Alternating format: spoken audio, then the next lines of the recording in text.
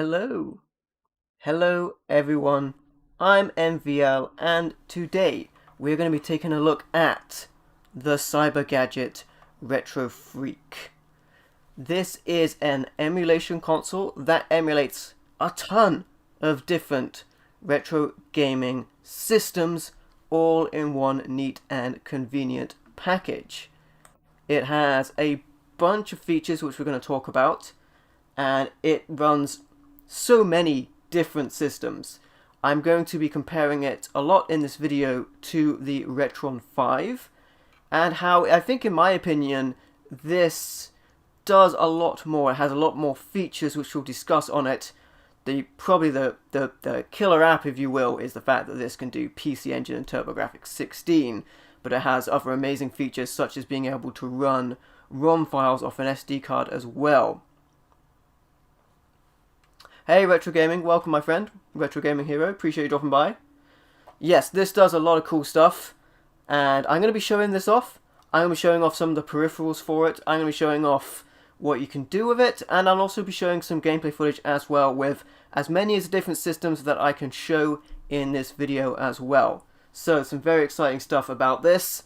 Now, I have had this for a long time, and actually, if you want a more concise, a more edited video about this, I encourage you to go back and check out my regular video, which is fully edited, which is actually done a long time ago, not in a galaxy far, far away though. It's on YouTube as a video on demand, and you can check that out, where I mention mostly accurate information with a couple of, a couple of errors. The things you can do with this thing, I'll be updating a couple of those pieces of information on this video, and I thought, this system's still working, it's still working great. If I had an issue with it, then I would definitely actually rebuy this. In the cases where some of my original hardware is not up to scratch for recording or streaming, I will often use this in place of original hardware because it goes straight out to 720p, and it's very easy to stream and record off that as well, which I'll be showing in this video. There's a lot of great features about this thing to love. There's a couple of things not to love about it, but it definitely has a lot going for it. It is amazing, Retro Gaming Hero. There's things you can do these days to get stuff to work. There's lots of different kinds of ways to play a retro game. For the most part, I like to use original hardware. I do, whenever that's available, to use a original system, and I take some cables. And that's one thing actually to bear in mind first up before we go anywhere. This isn't actually that expensive. And yes, you could probably do this on PC, but you'd have to set it up yourself. I'm not very good at that. If you get this, everything is basically set up for you, and you can even, if you have the right attachment, use your original controllers as well, or whatever other controller you want. You don't have to do hardly any setting up on this whatsoever, especially if you're playing games from the original cartridges.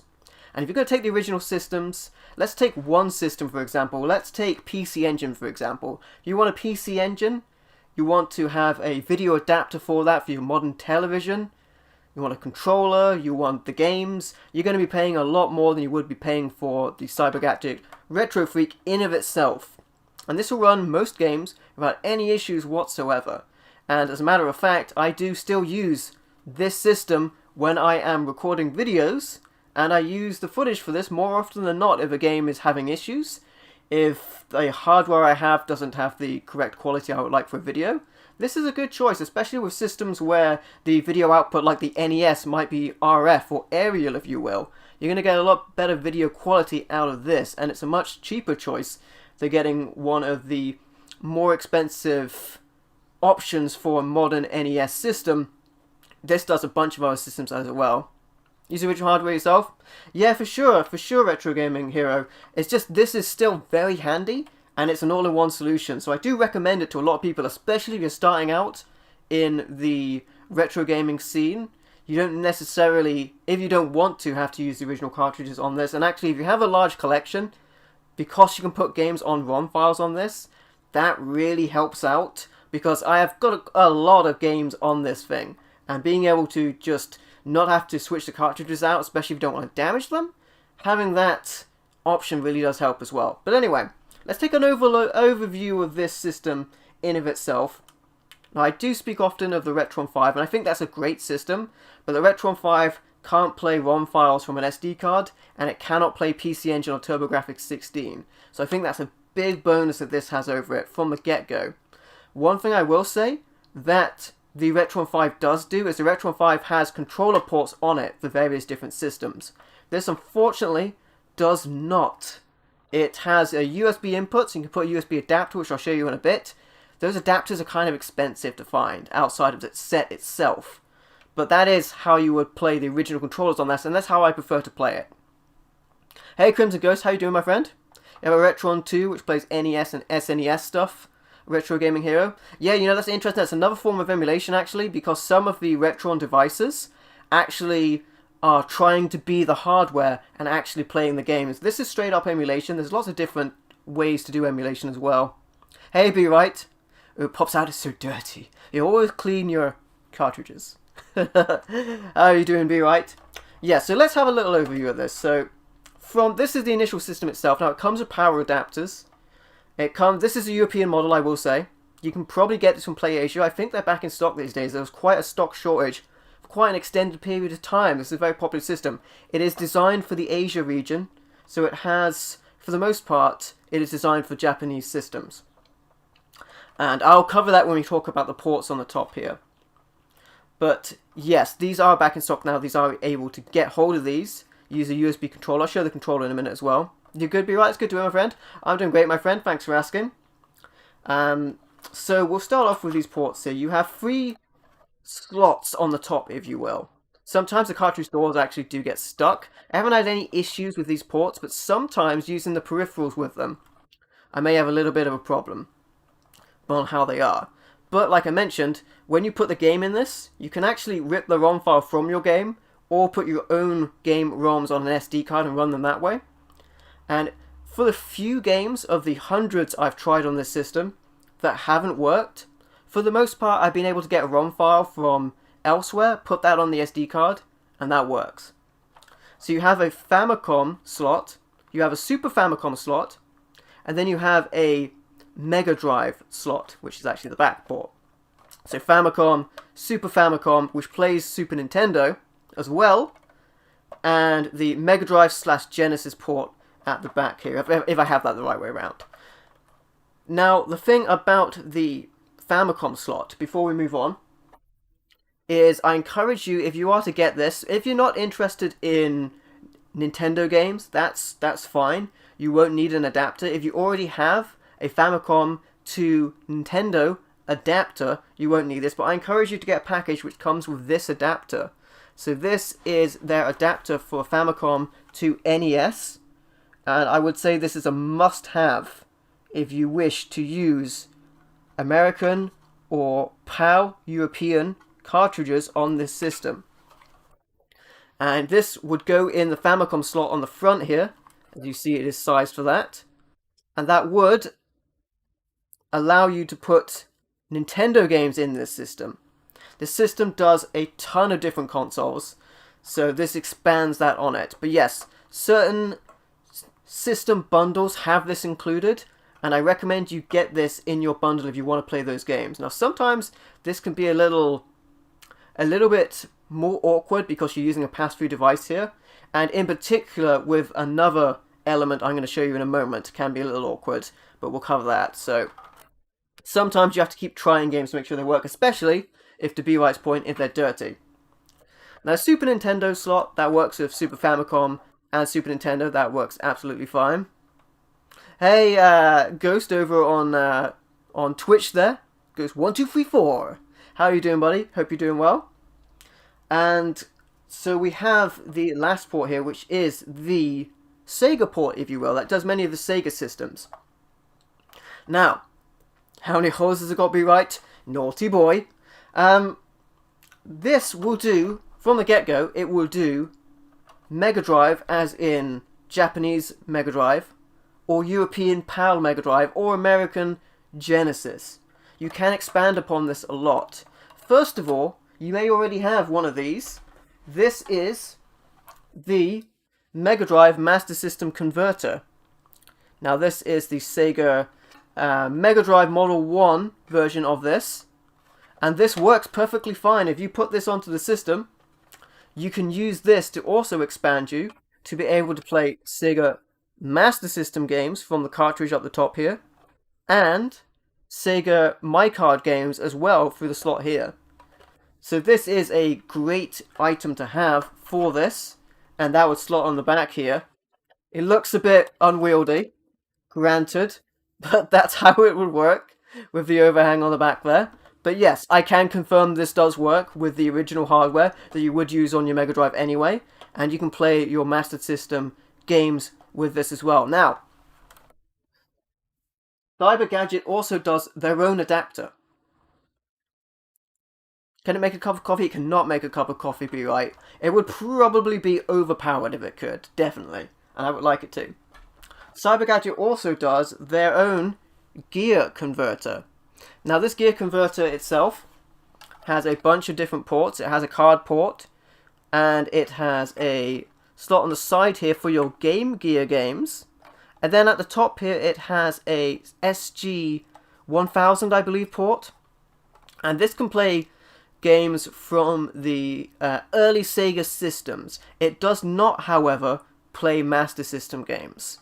So take that into account. If you have this converter, it will mostly do Game Gear. Hey Victory Leo.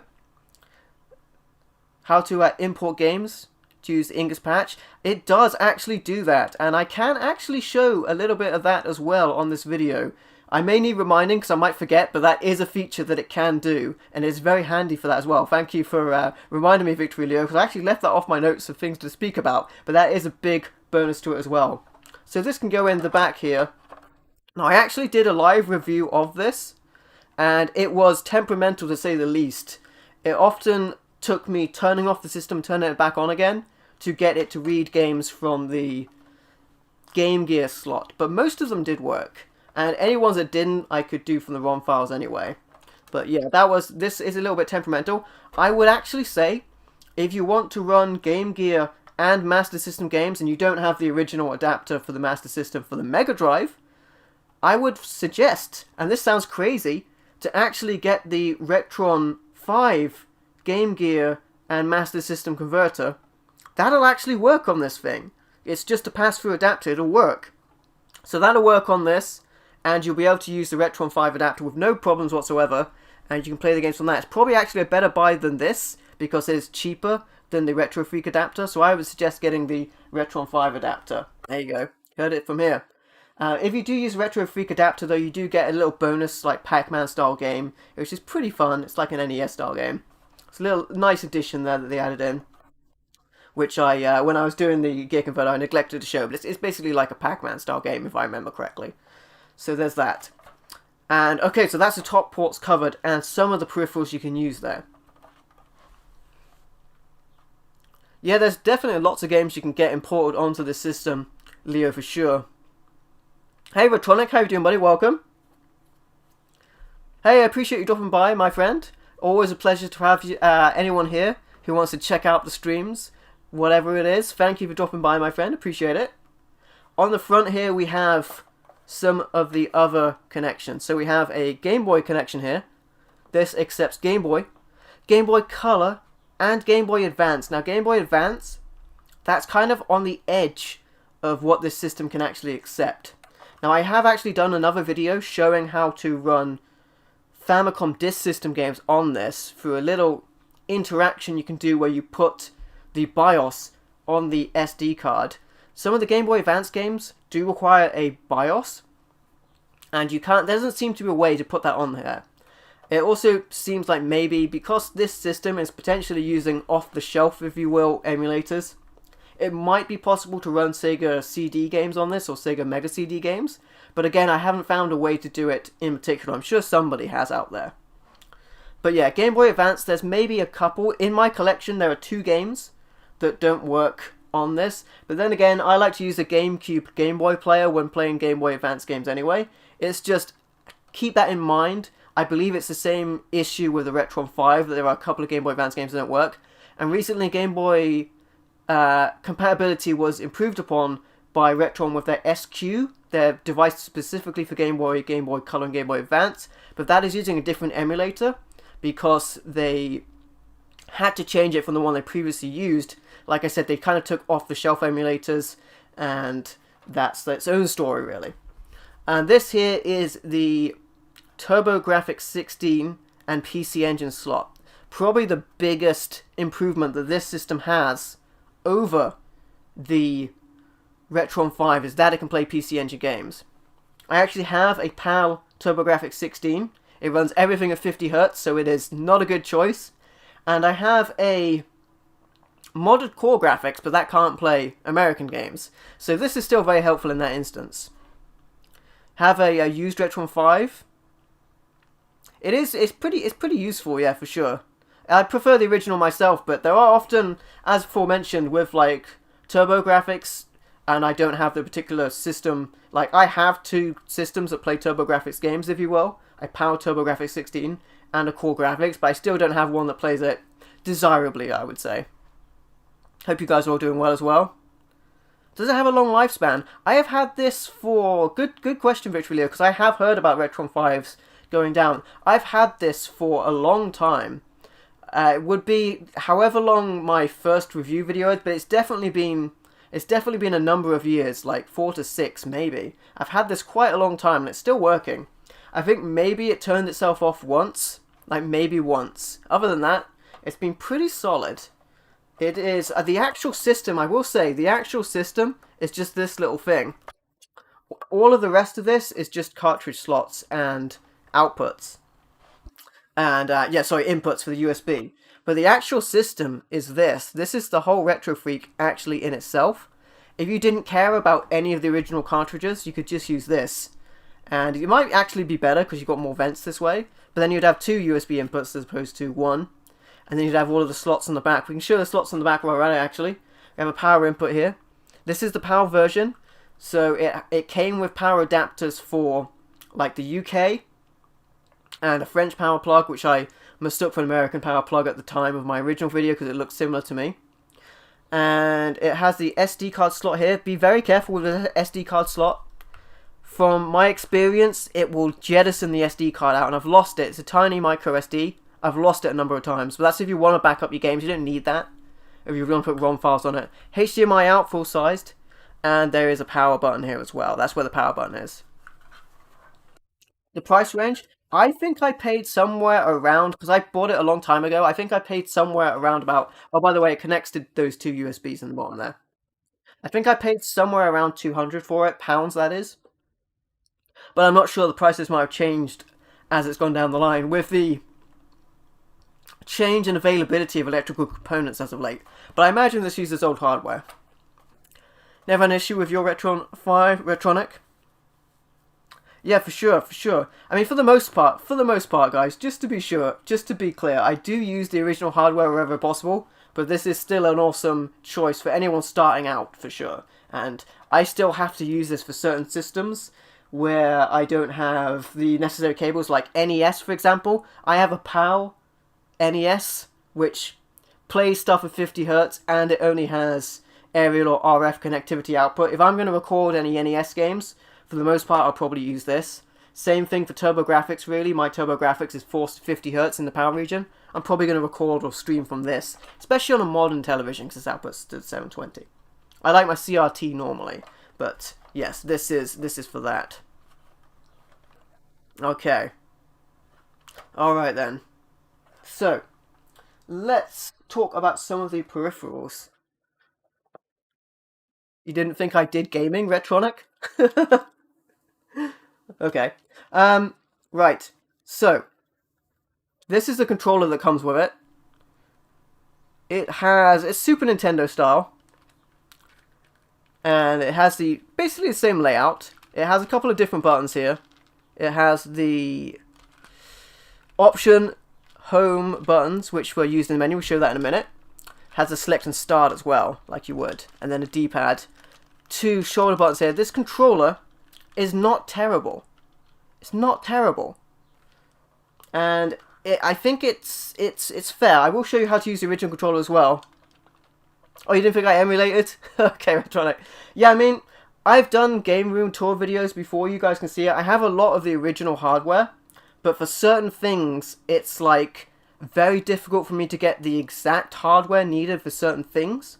Especially when you talk about games that are overseas. So like, the PC Engine / turbografx is an issue for myself. NES, I don't have an American NES, and I would need one. I would need a power adapters for that as well, and I would need other things to get a good video quality out of that, for example. Discs do not last forever at Victory Leo. That is another point. So things like Polymega coming out with a PlayStation emulation ability and things like that. Like, I don't have a Neo Geo CD or a... My Saturn's actually broken, I think, at the moment. My Sega Saturn. And it also does TurboGrafx CD, and I don't have one of those. Like, the Polymega seems like a good choice for that. And that's definitely a thing. So there's a controller. Another thing, and this is another thing I suggest if you do get one of these, I suggest you get one with the controller adapter. If you don't get one with the controller adapter, you'll have to use your own USB adapters. So this is a USB adapter, and these are fairly expensive in of themselves. And this allows you to use... Unfortunately, it only has one slot for each controller, so you would need two of these. I've been wanting to get another one of these for a while, but they're hard to get your hands on. It has a Super Nintendo there, and that is on that side. I don't remember what that one is. That is the... man, it's gonna hurt me later. Whatever that one is, it's no clue. I forget. I don't think I've ever used it. We have the NES. We have the Sega connection. The same connector you would use on joysticks, for example. That would be for the Mega Drive. Oh, you know what? It's probably... One of those is probably... No, I was thinking the Master System. It's the same as the Mega Drive connector. And then you have the TurboGrafx. Sorry, the PC Engine. It does not accept TurboGrafx. Because, like I said, this is designed for the Asia region. For TurboGrafx... Again, I said a TurboGrafx. For the PC Engine controller. There you go. And then whatever that controller is going to bug me for a while. I'm trying to think what it would be. Yeah, I've got no clue. Anyway. It'll come to me later, and it will bug me. Anyway. Okay, so that is the controller adapter. All of the expensive games that come out, for sure. Yeah, games get very expensive these days, for sure, guys, for sure. Yeah. A limited space is an issue for sure, Victory Leo. Like, talk about the new PlayStation. I don't know how space for that thing. That thing's giant. It's giant. It is crazy. Anyway, I'm still trying to remember what that controller is. So someone will probably let me know in the chat or something in the comments and be like, "You're silly, MVL." Just doesn't spark my mind at this time what that controller would have been. Anyway, let's continue. So, with that said, let's actually plug this thing in. Okay, and then I can get confused about the games and not what controllers are supported. Right. So, HDMI in the back of this thing, already plugged into my card. And power input. So, we'll turn this thing on, and we'll get rolling here. Hey Trevor, what's up? What's up, buddy? Welcome. Hope you're doing well. Now you can actually hot swap the controllers, so we'll show a little bit of that as well as we're onto it. And we'll go into the capture. So there you go. Yeah, limited space is an issue for sure at RetroN. It's one of those things that the more you get, the more space, and especially consoles, they're really big. How you doing, by the way, Trevor? Welcome. Hope you're doing well. You doing well? Excellent. How am I doing? I'm doing all right. I am actually going to look up what this adapter supports now. It's gonna, because otherwise it's gonna bug me. The RetroFreak controller adapter.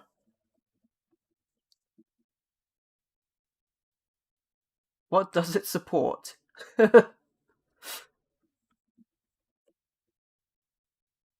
Okay.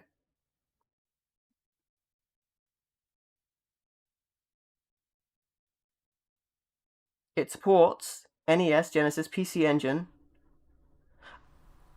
Oh, it's a Famicom expansion port? It's a Famicom expansion port, maybe. Yeah, not sure. Okay.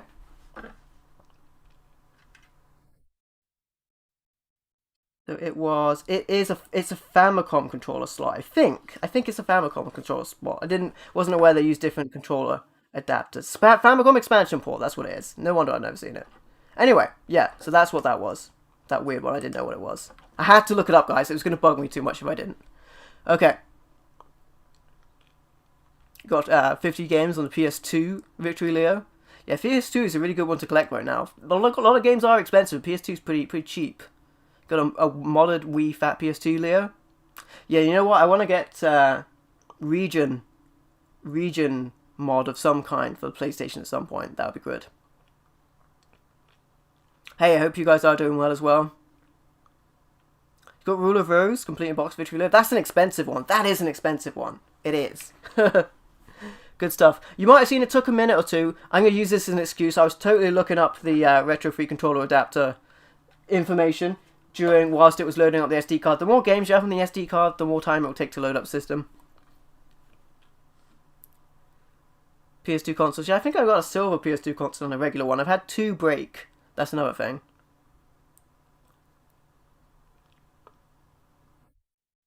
Alright. Right, let's have a look at the overlay. So I'm actually going to... Sometimes my video capture device doesn't like the sound on this. So I'm just going to reset the capture real quick. It's my capture card, not the device. We're going to plug the controller in. You can hot swap the controllers. So I'll just show you the controllers real quick. We'll plug in the regular controller. And it's actually not a bad controller, it's not as good as the other ones. The systems it has, of course, it puts them into the Japanese names on the menu. As you can see, I've got 411 games in it. For the most part, those games are games from my collection. There's the odd game that I was sent as a review copy to review, and there's the odd game that might be a prototype that is not accessible to have in any way, shape, or form. So there's that. So you have the Famicom. Famicom list supports Famicom, NES, and Famicom Disk System, Super Famicom, Super Nintendo, Super Famicom, PC Engine, also TurboGrafx 16, Game Boy, Game Boy Color, and then you have Game Boy Advance, Mega Drive, Genesis, Japanese Mega Drive, and then you have Sega Game Gear, Sega Mark III, and then you also have Master System in there as well. Then you can do ratings as well to get the list a little bit easier. Alright, so let's have a look at controllers real quick. You can map your own controllers on this. It is a little bit awkward. I have mapped like my own controllers on this. Like I think it is an IM 8-bit Sega controller, and I mapped it. But honestly, it's just easier to put your regular Sega controller in this thing. If you put the regular controllers in the controller adapter, they don't need any mapping or anything to start working. But you can reset mapping, you can change your controller adapter stuff here. You can do that. Do your button mapping here as well. Sort that out so you can change the controls. It's kind of handy to be able to do that. You can do hotkeys. A lot of the time, if you want to use the home button, you can hotkey that to a certain function. So that's the thing. I have some RPGs that I've only made a couple of English copies of. Yeah, that's the sort of thing that's really hard to get hold of, Victory Leo, for sure. Heard of this a while ago. Yeah, it's an interesting system. I still think it's fairly. You can change the turbo as well and fast forward speed if you want as well. I still think it's fairly less known of. I know the RetroN 5 is very well known. And this is also good. You can change the aspect ratio if you want here. I mean, you can stretch out the games if you really want to. There's an image filter. I've never been a fan of image filters, but they exist if you like them. You can put a blurring on. I always like to just have it as it was intended. But you can put the scalings on there. And that they all have various degrees of softening if you like that. How much does it cost, Trevor? I can't remember. My instinct is to say around about between 180 and 200 pounds at the time. You can turn, but it might have been changed by now. You can turn scan lines on. I've never been a fan of digital scan lines. I'm of the party that whenever I play on a CRT TV, I don't see the scan lines, but maybe that's just my eyesight. And you can also turn them on the menu if you want. You can overscan if you want, so the games crop outside of the screen. And you can also force the original resolution regardless of what it is. Hey Seacrest, how you doing my friend? Welcome. Hope you're doing well. You can also change the screen size if you really want to. And you can force the HDMI to a different... You can do have some... I don't know what the sound enhancement actually does, but sometimes with the, like, Super Nintendo games, the sound might be a little weird. I think it was fairly expensive, RetroN, but I think it might have been partially because I got it from overseas. I don't remember where I got it from, but I remember it, you know, this is an import product, so I think that boosted the price a little bit. I think it would be cheaper if you got it from the Asia region for sure. You need to get a PS3, Victory Leo. I've had a PS3 for a while, but my original PS3 stopped working. They're on another system that's a little unwieldy. Hope you're doing well, Seacrest, as well. There's a bass boost, triple boost, and all of these sound effect things. There's a volume, and that's basically all we need to see about that. There's a system functions here I want to quickly talk about. The console region. If you want to force it to play a game in the American region or the European region at 50 Hz, for example. This is most notably on my original video I showed Sonic. The PAL cartridge of Sonic is actually just the American cartridge.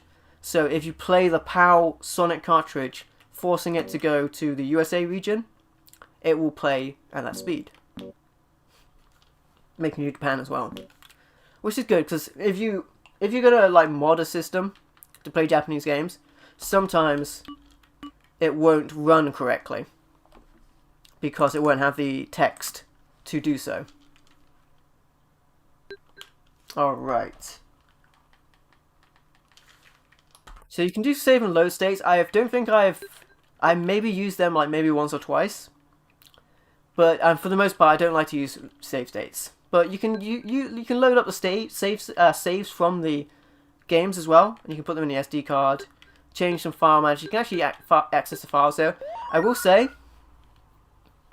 that if you put a game into the system and it doesn't know what it is, sometimes that game still works. But you can take out the SD card and rename it on a PC, so that game won't say unknown or whatever it normally would when you put it in. Some system information here, if you will. Firmware build. I haven't updated it since I first updated it. You can write... so I think I showed on my original video how you do the update. That's how you do it. You write it onto an SD card, put that in a computer and go from there. Change system language, display the license agreement, and so on. Alright, so let me quickly show how to do a translation patch, so otherwise I'll forget. I do have a game called Burning Heroes on the Super Famicom, which I do have a translation patch on, so we'll get to that. As you can see, the thumbnails here, I'll show this as well.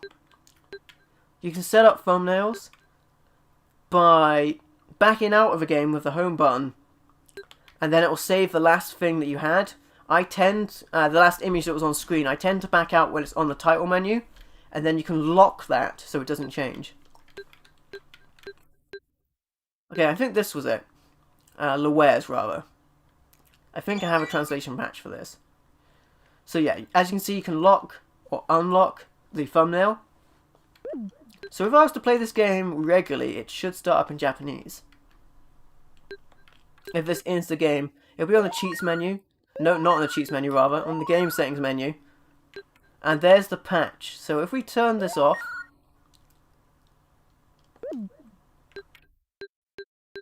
How do I turn it off? So I turn off no patch on.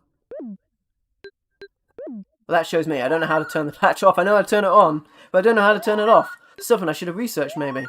Is that how I turn it off? Okay. Oh, I removed current patch. I'm such an idiot. It's down there. Alright. So turn it off. Game will play and boot up in Japanese. Change the standard definition for this. I've just changed the screen size on my OBS. And as you can see, it loads up in Japanese. Alright then. Let's go back and put that patch on.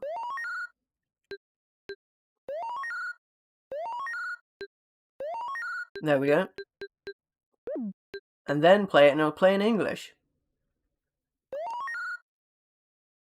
going to change the screen size again. Credit to the people that worked on this patch as well. They have a couple of Japanese games, The Wares and Burning Heroes, and I got them mostly to test out if these translation patches work, but as you can see, it now runs with the English patch applied to it. This is a very good reason, if this is something you're after. This is something you can't do on, really, like, original hardware that I know of. Maybe you can do it with a EverDrive, you might be able to. EverDrive's also a really good choice for original systems as well. But there you go, that's with the translation applied. Hey Clifford, how you doing, buddy? Welcome.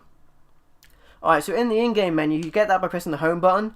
Otherwise, if you're not using the RetroN controller, the home button is down and start. I've got save states here. Take screenshots, apply your filters if you really want to, and turn scan lines on if you really want to, and then go back to the main menu, which is what we're going to do. Alright.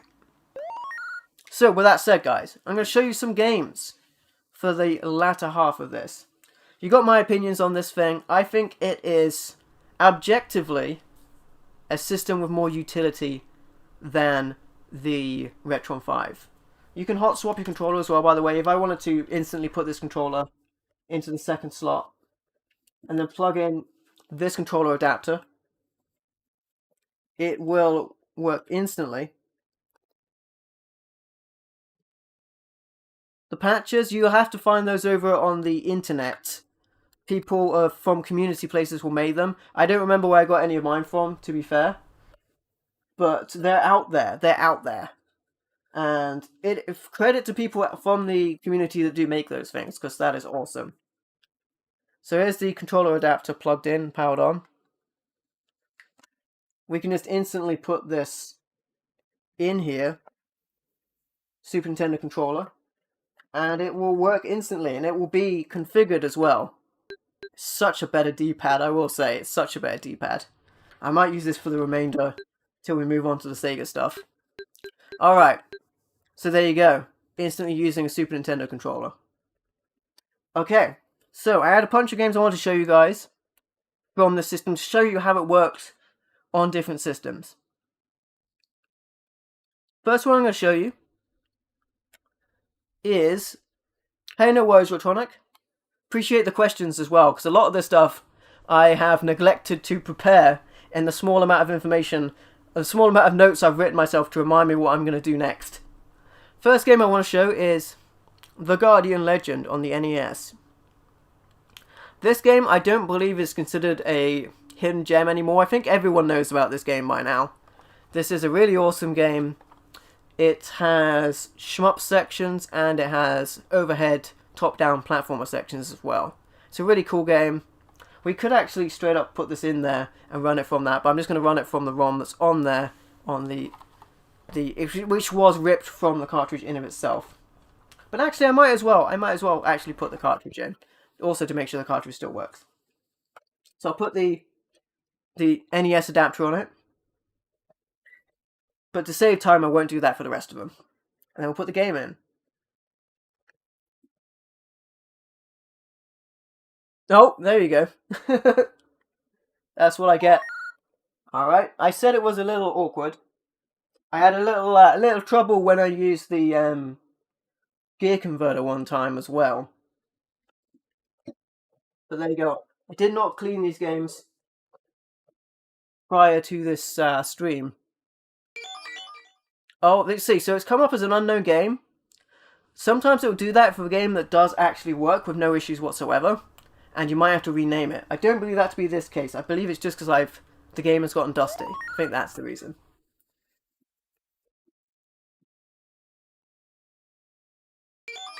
There we go. There we go. Third time's a charm.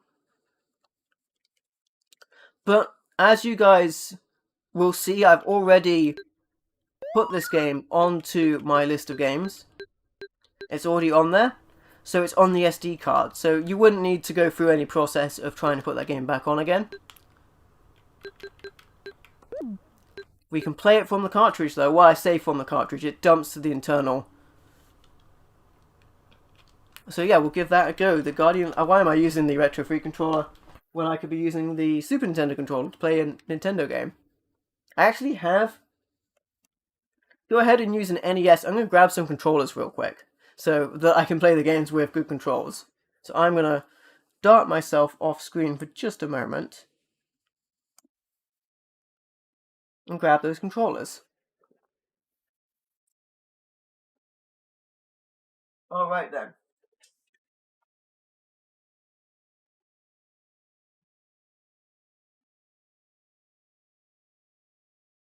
So I just grabbed like a bunch of controllers to use the right controller for that system. We're going to use the dog bone style NES controller for this game. So I will grab that. Seamlessly done. I decided to, in this instance, to show the full game screen rather than dive out of the way of the camera for whatever reason. Right, there we go. NES controller. Be a lot more natural to play with this, I think. Like I said, you can hot swap them, so we're straight up to using this controller. And we will play some Guardian Legend. Here we go.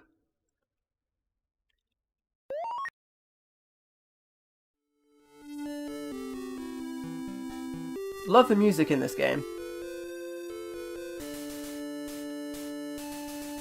Alright, let's play a new game.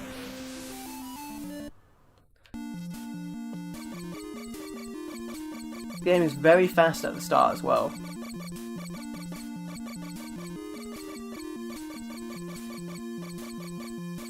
Good stuff though. If you haven't checked out this game, definitely check it out, it's very cool. Got kind of like a Metroidvania part to the overhead sections as well, but top down. It's supposed to go for that floating, that glowing one rather. Yeah, that's the one I was supposed to go to, then they wouldn't have appeared. Taking some hits here. Out of practice, I thought that was a power-up and I flew into it. Been playing other shmups. There was a power-up, there we go. Okay, I can't fly into those whilst they are there. Slowing down a little bit.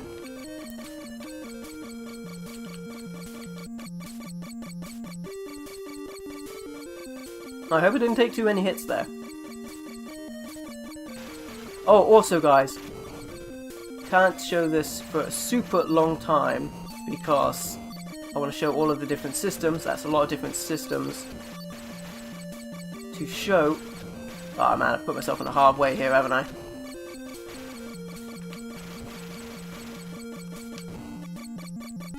That's what I get for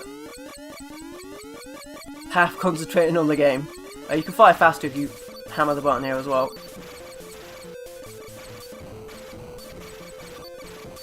I might go down here actually on the first stage.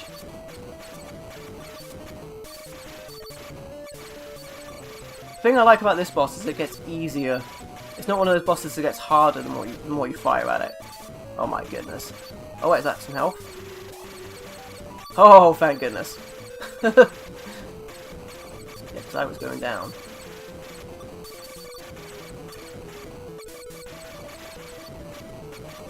Definitely find yourself in some bad situations on this boss, the way the shots come at you. But, I mean, the more you take it out... Oh man, it's being generous, isn't it? Yeah, I love that.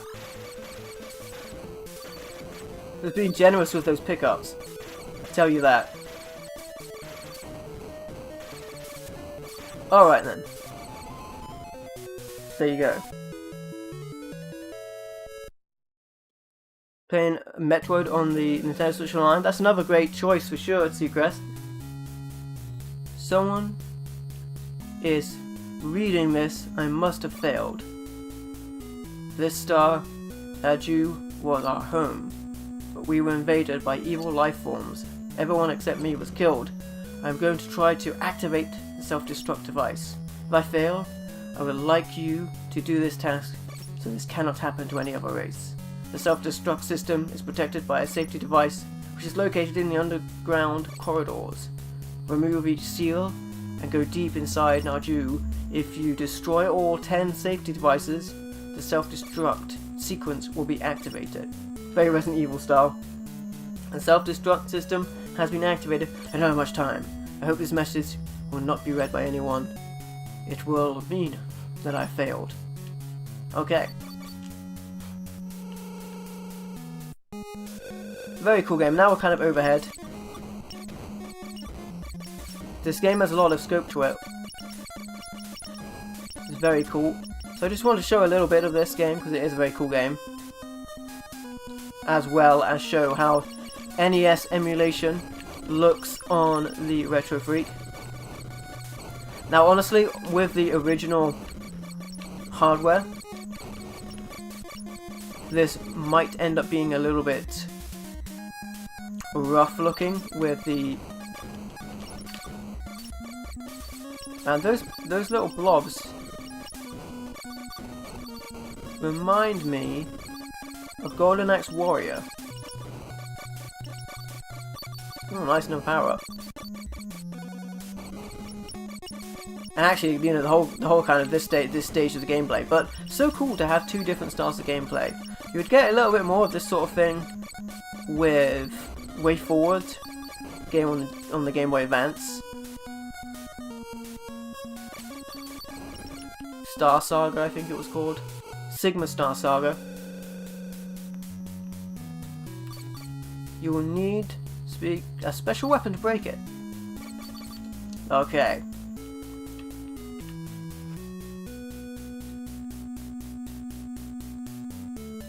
Yeah, gameplay matters over graphics for sure, Trevor. For sure. But yeah, this game is very unique. And I actually, this copy, I want to say was Italian, because it was very hard. It wasn't released in the UK. There's two PAL regions, PAL A and PAL B, and it wasn't released in the UK. Even though all the language is in English. So this was an Italian, I believe, version of the game, if I have that right. It was either Italian or Spanish, I don't remember. I got it from an overseas seller who thought it was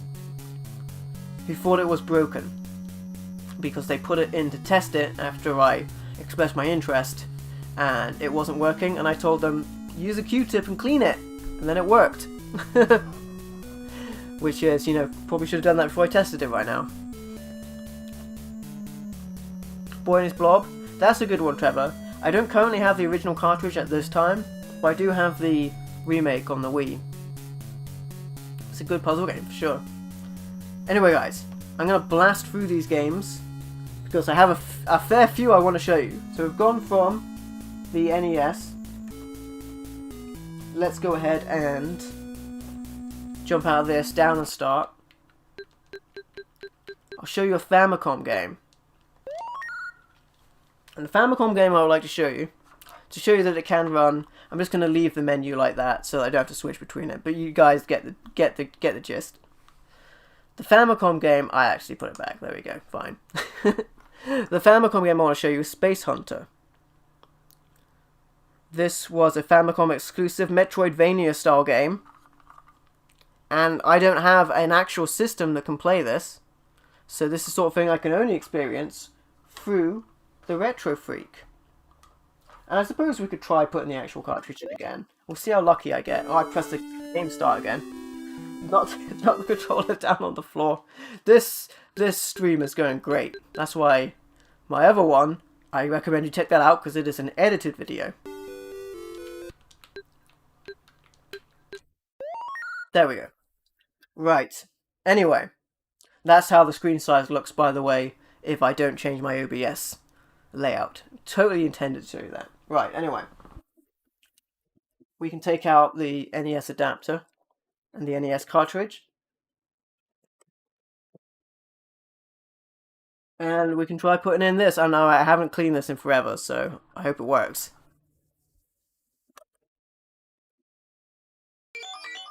No, not on the first try, but I do have the ROM installed from when it did work.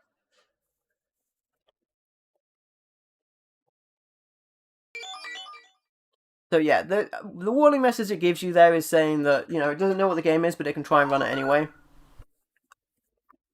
But it's most likely because this has been sitting on a shelf and hasn't been cleaned for quite some time.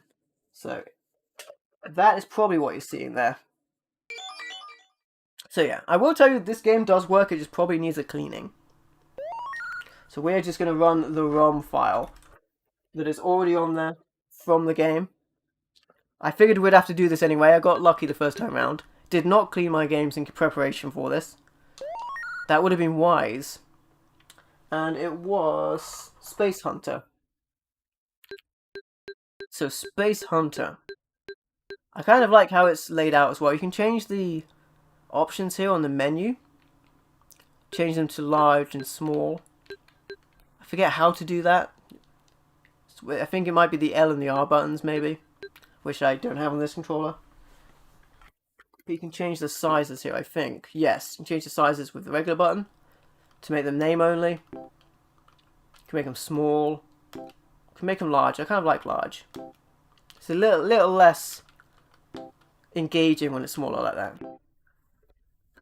Hey, I appreciate it, Trevor. Enjoy your snack, my friend. Oh, it's a Space Hunter. As you can see, I've got a fair few of my NES games on this. With the exception of like maybe 1 or 2 prototypes. Speaking of which, I showed a video showing how to run Famicom Disk System games, and I put a prototype of Aliens on there from the Famicom Disk System, which was never released. Also, this game, I had the Limited Run Games cartridge, and that would not work on this. I think a lot of modern reproduction cartridges are designed not to work on systems like this, but the benefit of this system is you can grab a ROM file and it will work. Or like, for example, this game does work, it's just not cleaned. If Space Hunter had not worked, you could grab a ROM file and then get it to work that way. Last time I streamed, I was streaming the gear converter, I had some issues with that. But eventually I got most of that stuff to work. Anyway, Space Hunter. Let me show you some of this Metroidvania style game from the Famicom.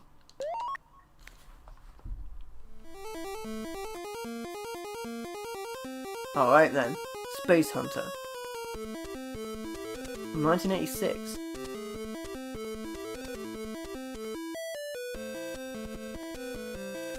And we commence.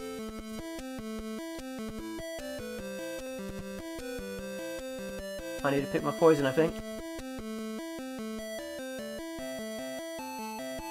Go to a planet.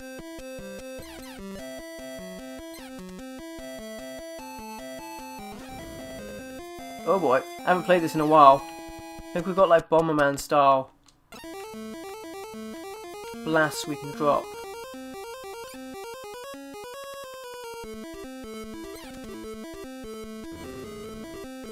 Ah, that's how it works, yeah. Yeah, there you go, there you go. And when they get in the radius, then you hit them. Missed him. Oh, I took a hit from that. Very Metroidvania style, as you can see. Like the jetpack, reminds me of Hero. Oh, missed him. Missed them.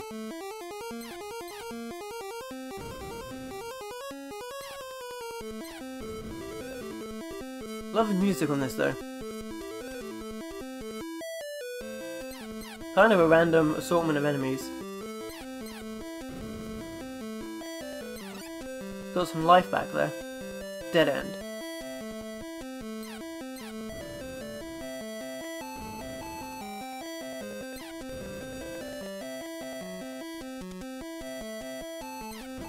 Cool game though. Shame this never got released over here. On the Famicom. Yeah, I'm gonna have to limit my time on these games a bit to show you all of the games I want to show you. Oh, I love the jetpack. Takes me a minute to get to grips with the controls, or remember them, I should say. Leave that planet. Go to this planet down here.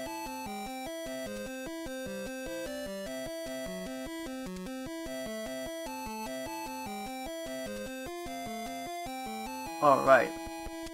Not a pair of vampire lips. Oh no, okay, I'll take that. Oh, it ate it. Run away.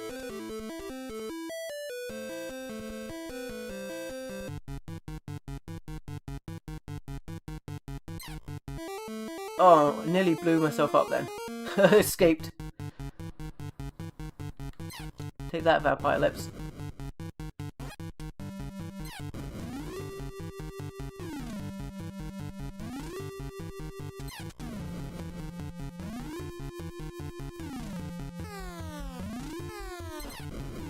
Oh, that's they're too fast for me. There we go. Alright guys, so that was Space Hunter. Great game. For the Famicom. Okay. So, the next game I want to show you is actually from Super Famicom. So I will put my Super Nintendo controller in. Prefer to use the original controllers as well, they feel a lot better. Not that the Retro Free controller is bad, it's kind of modelled off the Super Nintendo, but you want to use the original when you can. I dropped the controller on the ground again, good thing it didn't do anything weird. So, Street Fighter 2 had this cartridge for ages. Found it in a charity shop and they did not know it was Japanese. But there you go. Fighting game. So as I showed you, this complete run games from all different regions. We'll play some Street Fighter 2 on the Super Famicom. Getting into the action. Alright then.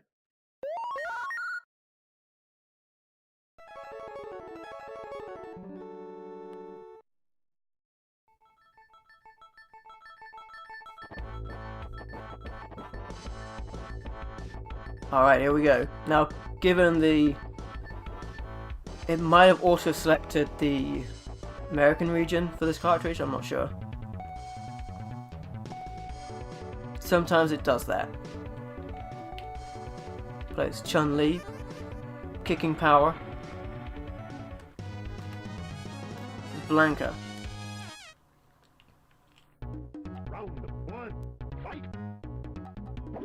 As you can see, the quality is good stuff.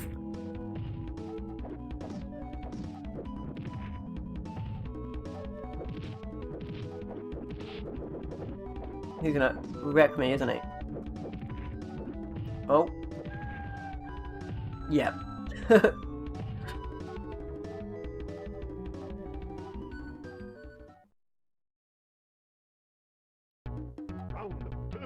See if I can redeem myself in round 2.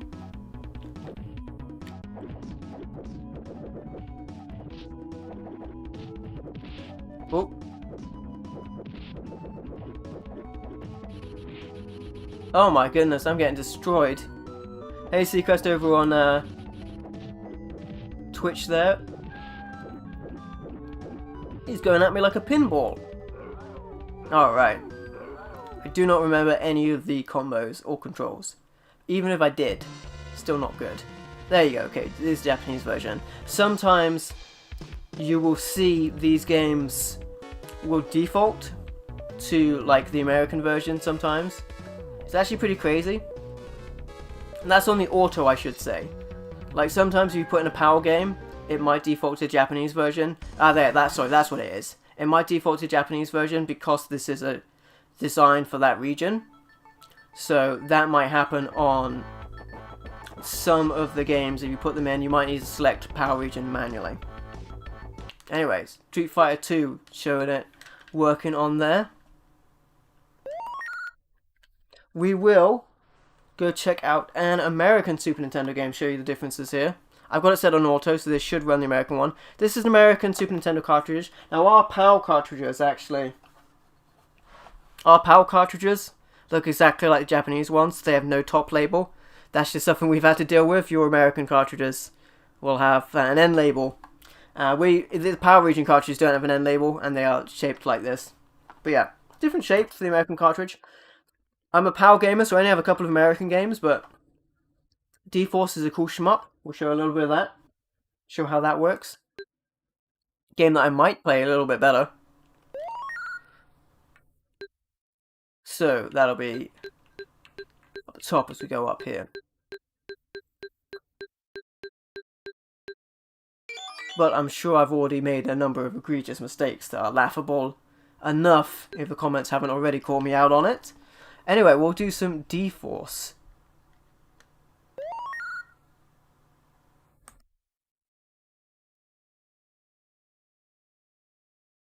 Cool game. I do enjoy my shmups as well as my action-based games like beat-em-ups, games that don't require a lot of time.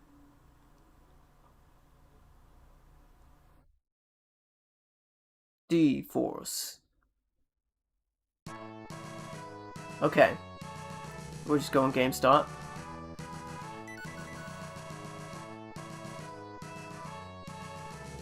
With the default options.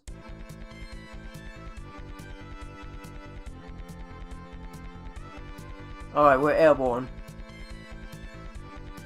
Love the music on this game. And that you get auto fire. Always nice to have that. Power of 16 bits in the palm of your hand. Using the Super Nintendo controller, by the way.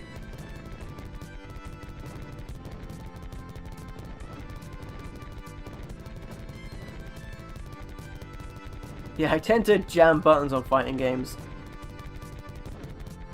But with this kind of game, I'm a little more knowing of what I'm meant to do.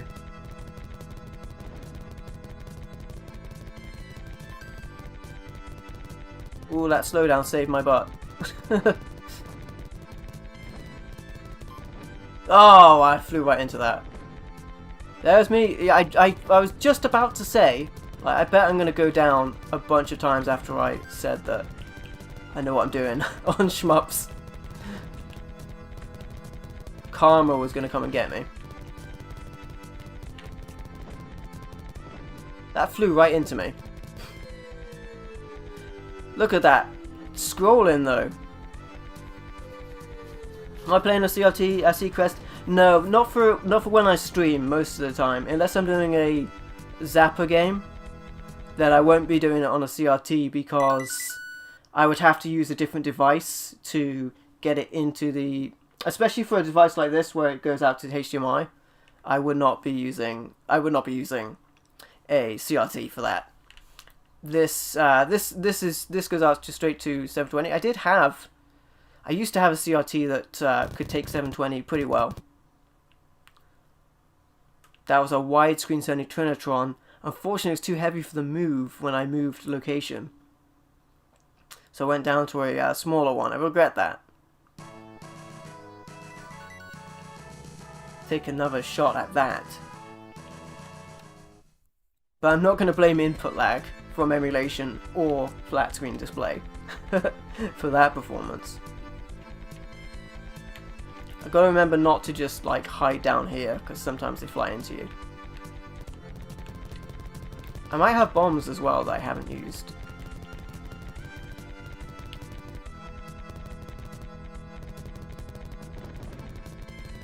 Try and get those power-up upgrades earlier on. That'll help me out a bunch. That's a naughty trick because the enemy are coming from that side as well.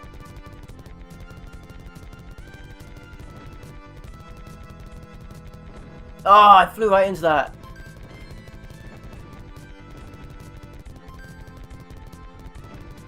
If I can stop these firing this time, I'll be in a better position.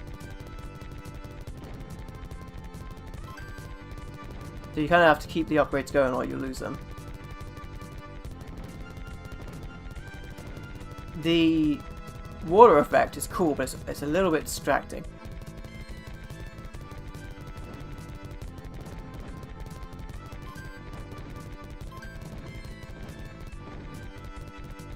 Oh, I've got the missiles now as well. Look at that. Coming out the background, that's cool. Some blazing lasers going on here.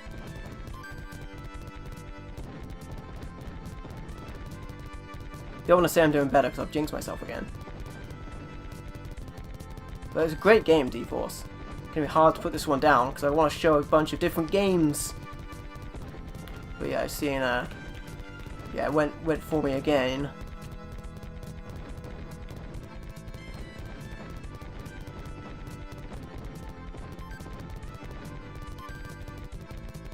That firepower now.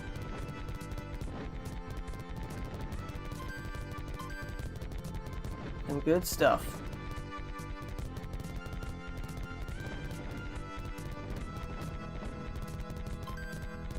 Nice. Nice. Now the arrows.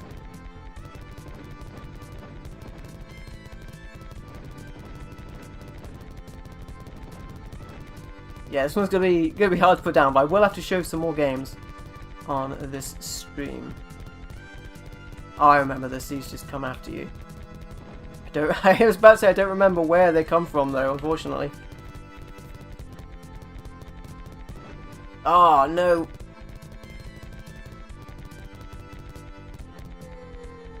Ah, we crash again. Alright, that's fine. Look at that scrolling though. Great stuff. Anyway.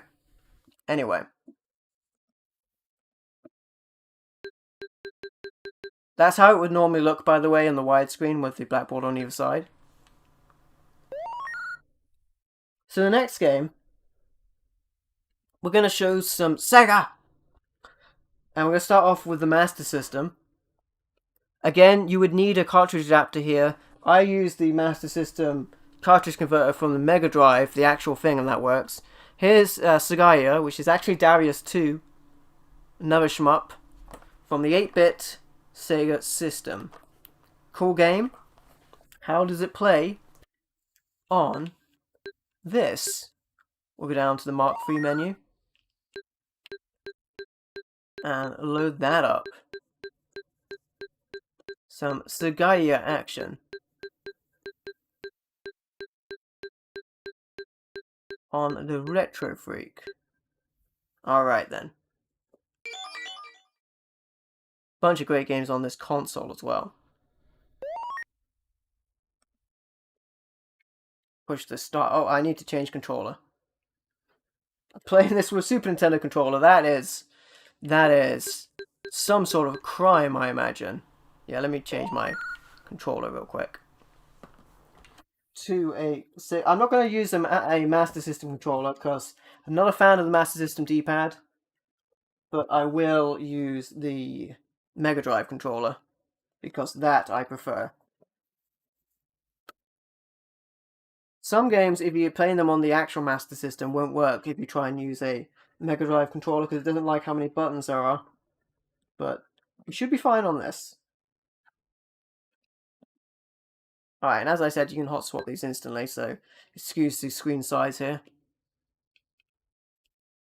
Alright, push the start button.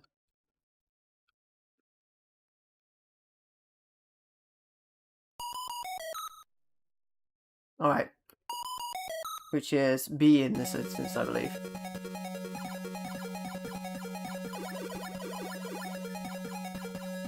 Look at that scrolling. For an 8-bit system, that's some good stuff.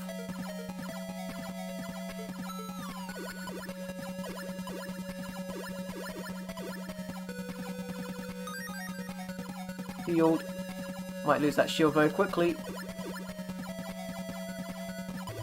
Oh, don't stand there. Stand there, fly there. Right, there goes the shield. I was right. We lost the shield. fireballs. A wizard in the distance.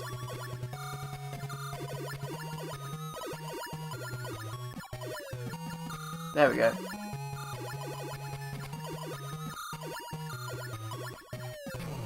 Oh my goodness.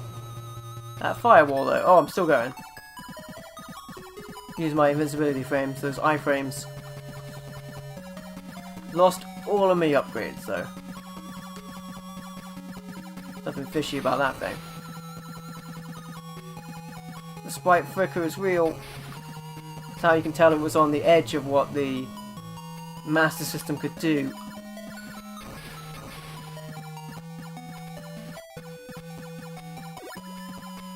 Oh, all the fish. When fish can fly. Lava fish as well. Jumping out of liquid hot magma.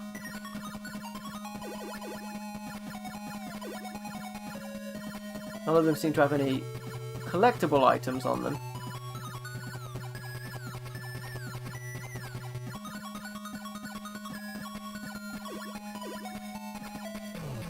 Oh, did I just fly backwards into that? Beautiful.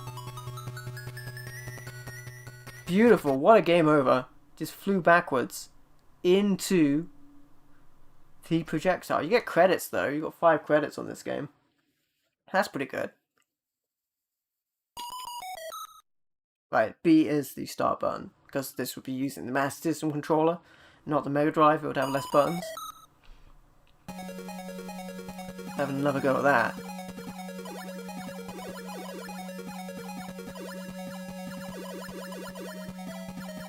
See if I can get some of these upgrades earlier on. And maintain them. I must remember not to keep my back against the wall of the screen.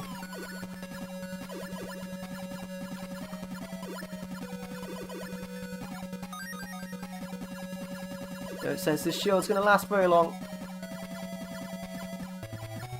Oh, I forgot that that was a thing.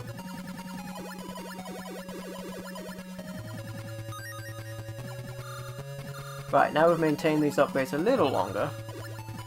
As long as I don't get fireball to the face from the wizard.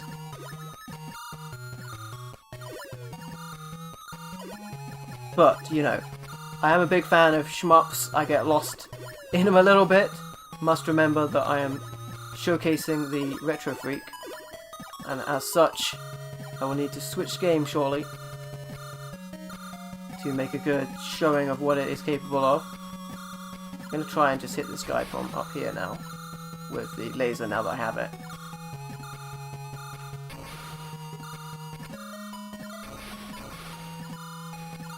There you go. And into the fiery depths they descend. This laser's helping out a lot as well, because that means when they're about to hit me from below, I have a good chance that the laser will stop them from getting to me. Reminds me of the volcano section in Life Force Salamander, I think I'm thinking of that. Oh wait, I flew backwards into enemies last time I did this stage. Let's not do that again.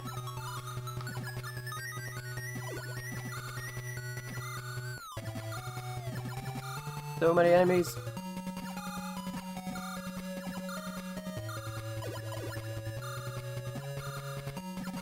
A lot of projectiles. That was silly.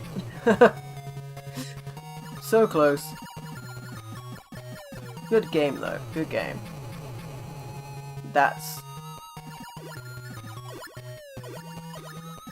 yeah, I'm just throwing myself away. Credits free for the SNES. Was your first space shooter, Trevor? Great soundtracks on a lot of these games as well, for sure. For sure. Very humble tunes. Definitely. Alright, so that was a Super Master System game. There we go. I know what I'm talking about. Show you those games working on the system. Go back to the main menu. Alright. So naturally, the next game I would like to show you is a Mega Drive game. Well, actually, this is a Genesis game. Mega Drive is also the name of the European Sega 16-bit system.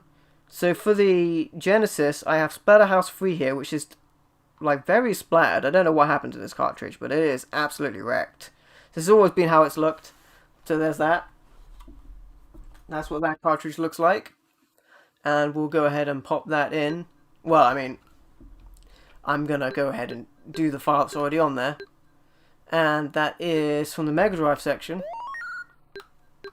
Splatterhouse is a great game as well. It's a gory beat 'em up. Lots of fun. Definitely one worth checking out. And I'll show a bit of that and how that runs. Fantastic music on this game as well. So on some of the games, like particularly with like the Super Nintendo, when you get games that are a little bit more demanding, like Star Fox for example, the music might be a little bit off what it was, or sound effects rather, might be a little bit off what they were in the original. Alright, Splatterhouse 3.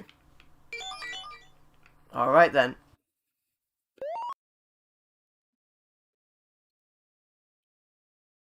I absolutely love the intro to this game, and the previous game.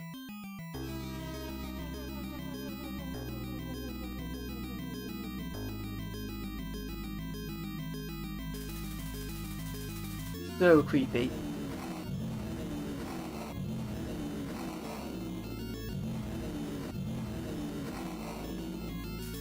Gradius 3 in Super Mario World. I have issues on emulation that you know of, Trevor.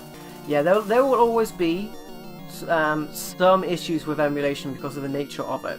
That is a definite. It's more the convenience. And as you guys saw, it's not too slow like loading up this system. But I will, when we come to Game Boy Advance, I will mention some number of issues that the system does have for sure. Definitely has a couple of issues there. Love this intro. So cinematic on the 16-bit system. They were so good at telling a story. Something about the CPU timing, Trevor? Yeah, it's not difficult to correctly reproduce original systems, that's for sure. Not easy, rather, to do so. And to modern systems like the Sega Saturn, for example, and the Nintendo 64, there's still systems that are very difficult to emulate. But there will be a point when things like for example CDs, they only last about 20 or so years. There's going to be a point where maybe this might be the only way to play these games. So I hope it's something that is kept alive, so to speak. Stop motion movement on this section is so good. Such a good game. Alright, we'll play a little bit of Splatterhouse 3. I'm going to be very rusty as I have been with all of these games, but great game. If you wander aimlessly, you will surely fall in your quest. You have to do this against a time limit. So it's kind of choose your own fate type deal as well. After completing a room, press the start button to reveal a map of the current floor.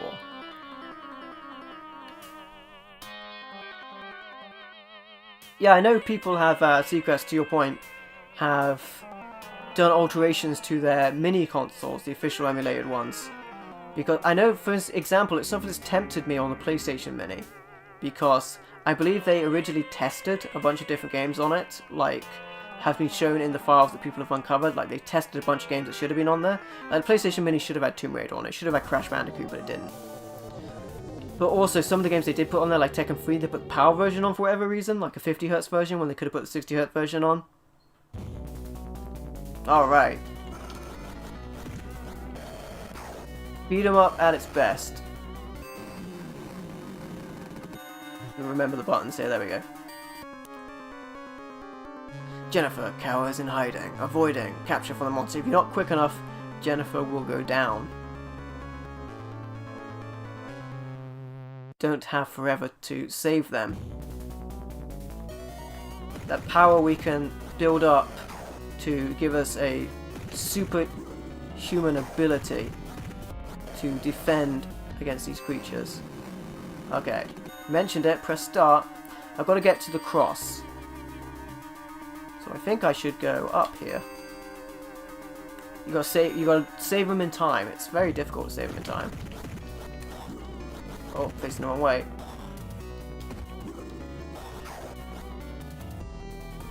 But be careful not to press the power-up button as well. If you get the power-ups to max, you will automatically use your power-up as well. So that's something else to keep in mind. Oh. Ow. A lot of people in these beat-em-up games tend to do a lot of games that are sort of like, you do the like jump and kick. It's a good way to do like avoid enemy attacks. Yeah, the mini consoles, I think I've got for example, the PlayStation Mini, I think I got that for full price when it came out, and it is a lot cheaper now. Some of the other ones though, like the more desirable ones, like the Nintendo ones, because they did a much better job on those. They are probably more expensive now. But I think you can get the PlayStation one for I think now the price of the PlayStation 1 is fine, but paying full price for it was a bit rough.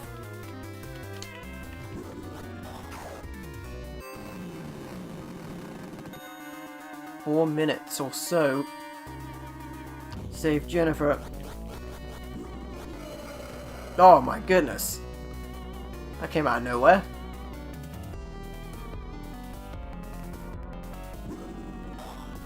From the regular, they don't even have heads. How did they figure out to flank me from each side? Look at how much damage I'm taking actually. Like, wow, okay. Did not remember it being this hard. Then again, I felt the same way about other games that I've played in the past, like Devil May Cry. I remember that game was a lot harder than I remembered it being. I think it's just up all the way now. Oh, I don't need to deal with those things. Oh boy. But if they get both sides of you, you're going to be in trouble. Ouch. Right, I shouldn't pick up another power until I'm ready to take on the boss. So I'm going to leave that one. Oh, there was a heart there. That was health. I missed it.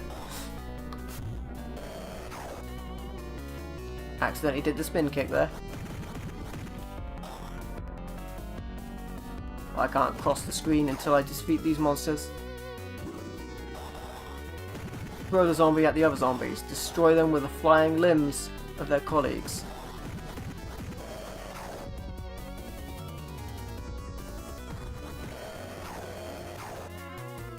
There we go. I like the little hand that's like, go this way.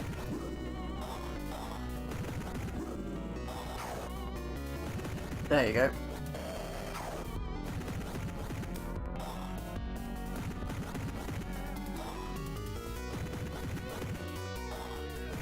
Few minutes as well. Save Jennifer. I feel for Jennifer. Probably not happening. As I mentioned, in a lot of these games, very rusty.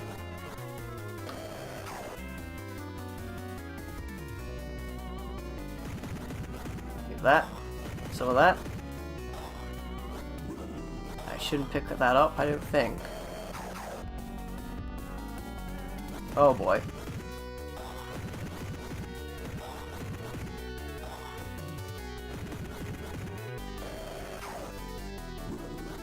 There you go. Oh, I knew that was coming as well, and I let it happen. Yeah, you got. It's all about positioning, really. If he's off screen, he can do his long arms on me.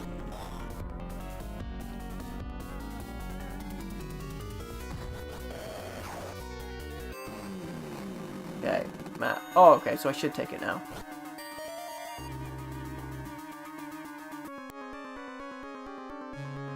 The monster emits a foul smell and moves closer to Jennifer.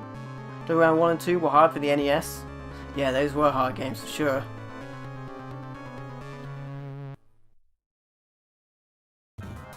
Go.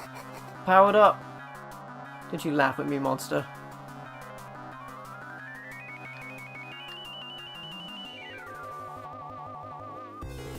Alright. Super Saiyan. We can get our hands on this thing, it's very fast. We can do some massive damage. Hit the weak points for massive damage. We've only got 40 seconds though to do it.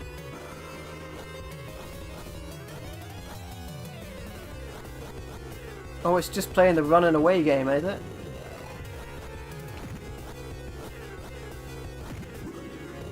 Nice.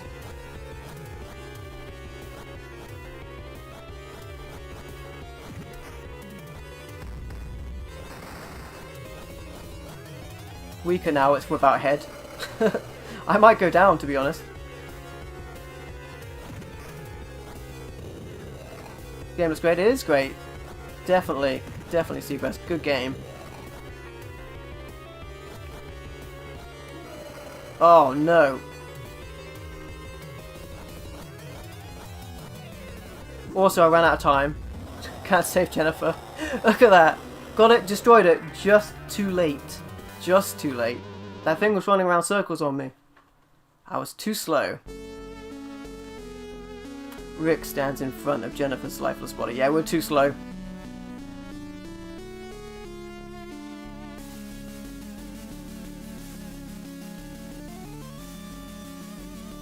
Skilda, use your rage against him.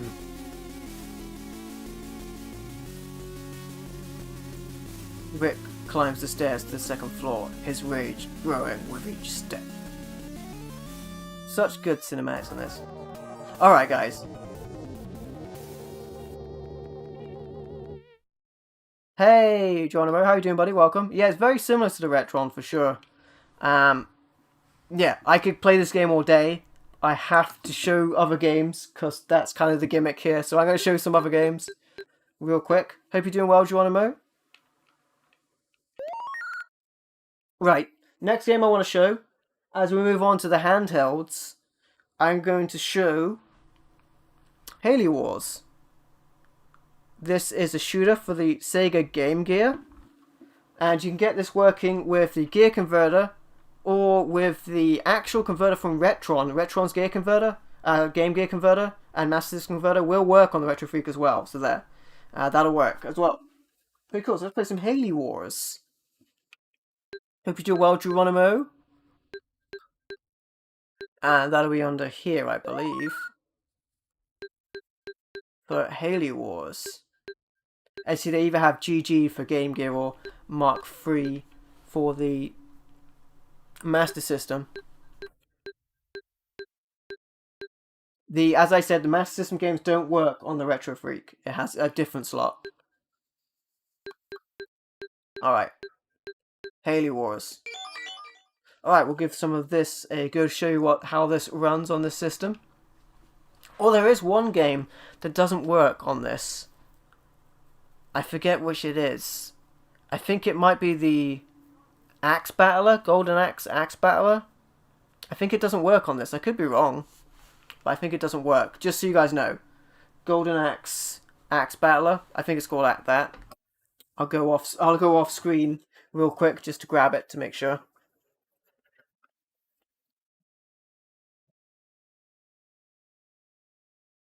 So that I can say with confidence that is the game.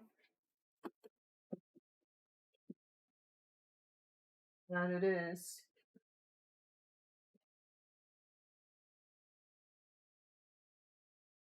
Stylishly done.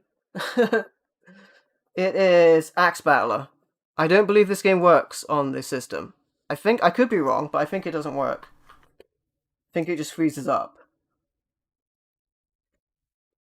Let me see. Do I have it on here? Be a good way to check. Grab the right controller. I think it doesn't work on like any emulation. I think it's very difficult to get to work. Yeah, see, it's not on my list. Yeah, it doesn't work on this. So that's the game that doesn't work on it. So bear that in mind. Play Metro 2033. That's a horror style game, right? For the 360? The Xbox 360? Alright, good. I just remembered that. So I figured it was worth mentioning that that game didn't work. Alright. Let's do some Halo Wars.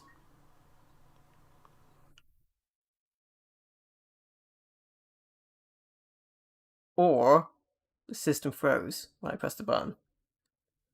You know when I said it's hardly ever done that? Just did.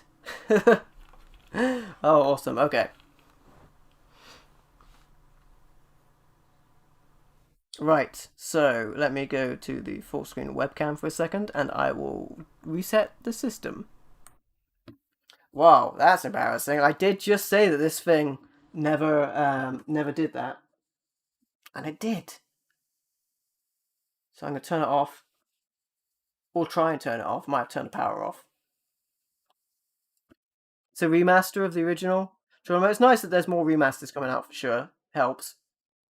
Especially availability on some things for sure. They did a remaster of Chrono Cross actually, and that game didn't come out in the UK. So that's pretty cool. Except on the DS, I believe. New one is Exodus. Do you want to know? I gotta be honest, I don't know much about it. I've got one or two of those games. I haven't gotten around to them yet. Too many games to get around to them, but I will at some point. Alright, it's back on. Now you can see how long it takes to load. Yeah, that's barely happened. Maybe once or twice. Maybe once or twice that's happened.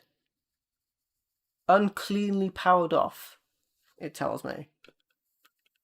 Alright, so if you want to know how long like 400 odd games takes to load, you can see here. It does that between turning it on and installing a new game. So there's that. Alright, so not very long at all. And we were checking out Halo Wars, I believe. Which for some reason crashed the system.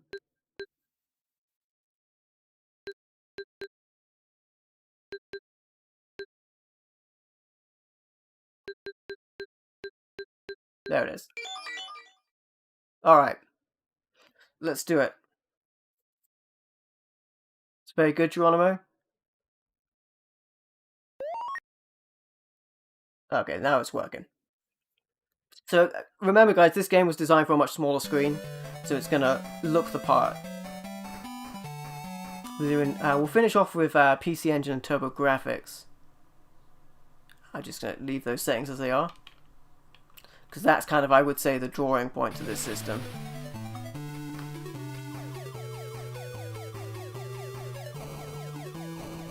This is a very cool game that was obviously originally on that handheld.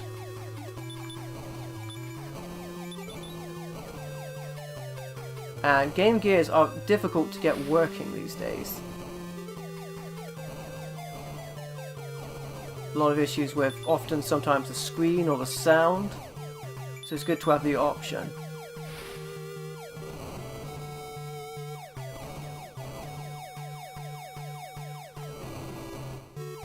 Look at those meteors.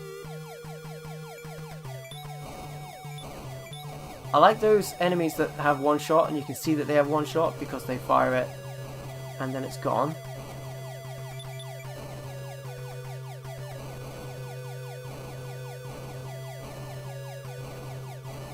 Enemy ships here. Oh boy, that was close.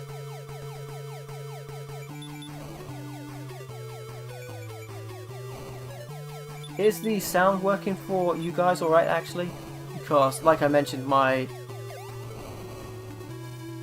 capture device sometimes doesn't like... Oh, I lost my Autobot when I unplug or plug in system and I get no sound on my TV.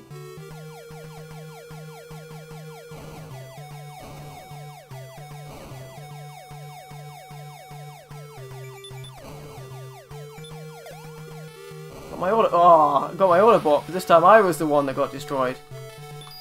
I keep my little. Nope. Okay, that got me twice. Twice it got me.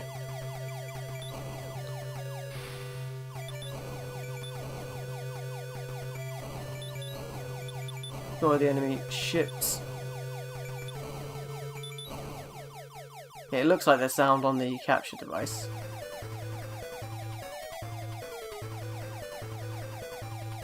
Through the darkness of space. Oh, that thing. All kinds of shots fired. I lose my Autobot then? Man, that's harsh. I like how this sends out those homing missiles as well.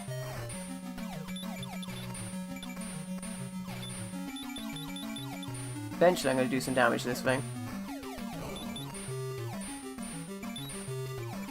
I'm using the Sega Mega Drive controller, by the way, even though this is a Game Gear game. I feel like that's the closest controller that would be appropriate for this. That takes a number of hits, doesn't it? There's one down. Fortunate on those lasers earlier, I lost 2 ships. Look at that. I guess maybe when I take out these, I'll have less coming in on me. Oh boy. There you go. Alright, while that's happening, I will reset the capture device on my end so that I can hear the sound.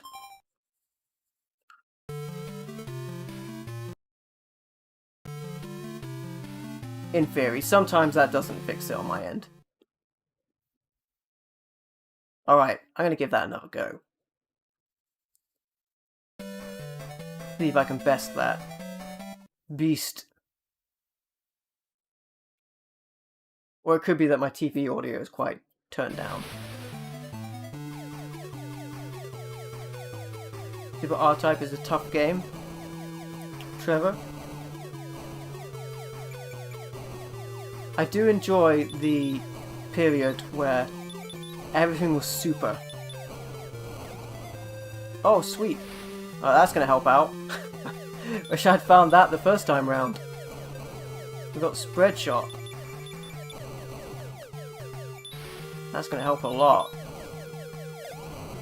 Oh, heck yes.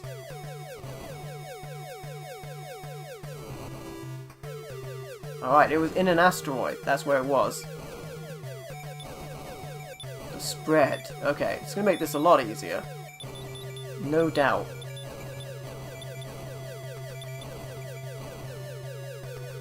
Taking out the ships a lot faster this way.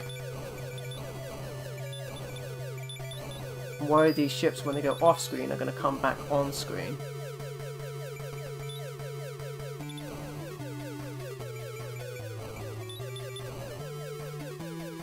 I have to take a number of shots. The asteroids always hide pretties. Okay. Or the comets, I should say. Lucky I got those before they start firing.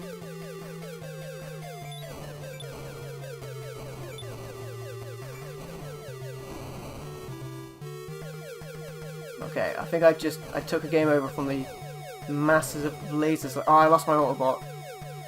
The masses of lasers last time. Well, we got it back. Oh, it was those things that got me last time. Stay away from them. Yeah. They're what got me last time.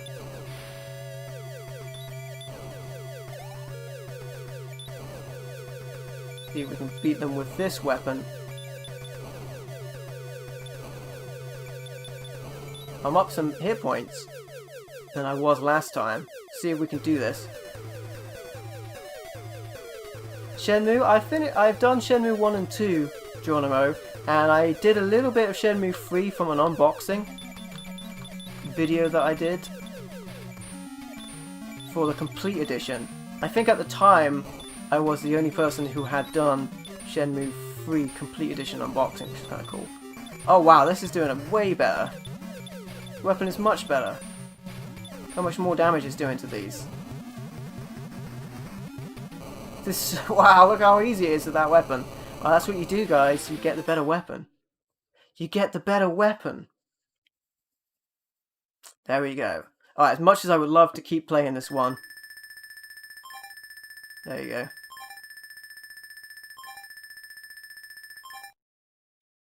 Alright. Okay. So, let's go ahead and move on to the Game Boy. Or the Nintendo portables. Let's go on to that. There we go. Alright. Hey, no worries, Geronimo. Shenmue 3 was pretty cool. The extras that came with it were pretty awesome. That's the one that had the DLC on it. Next up we have, for the Game Boy, Fortified Zone. This is very cool original Game Boy. I'm not sure if this has Game Boy borders to it, but if it does, I will attempt to show that. I guess I'll go back to the Super Nintendo controller for the Game Boy stuff. That seems appropriate. I got a mess of controllers all around me. Alright, let's plug in the Super Nintendo controller.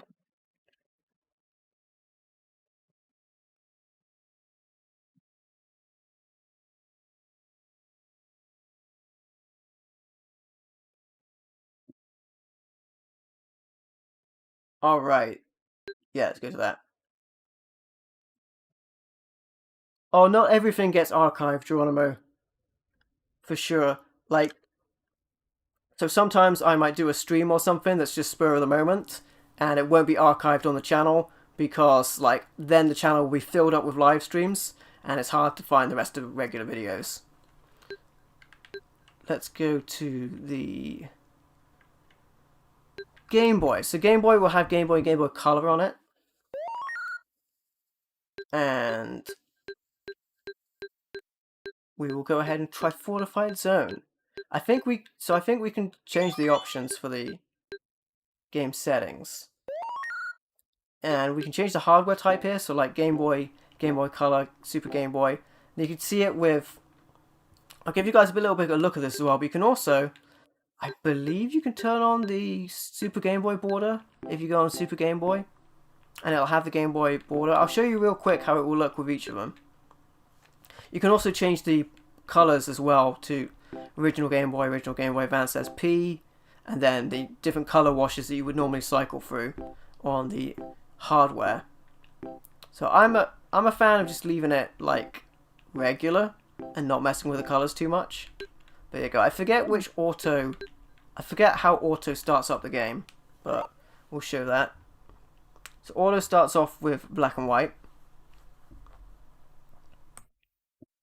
if you will. Great game, by the way, Fortified Zone. It's an overhead shooter. Of course, the screen size for the Game Boy, as you can see. Right, so if I was to change the hardware, I'm not sure this will work, but I will try it. Sometimes these don't work. It's per game, I think it's sort of. So if we change the hardware type to Game Boy Color, we should get a color palette on this. See, I said should. Sometimes it doesn't work.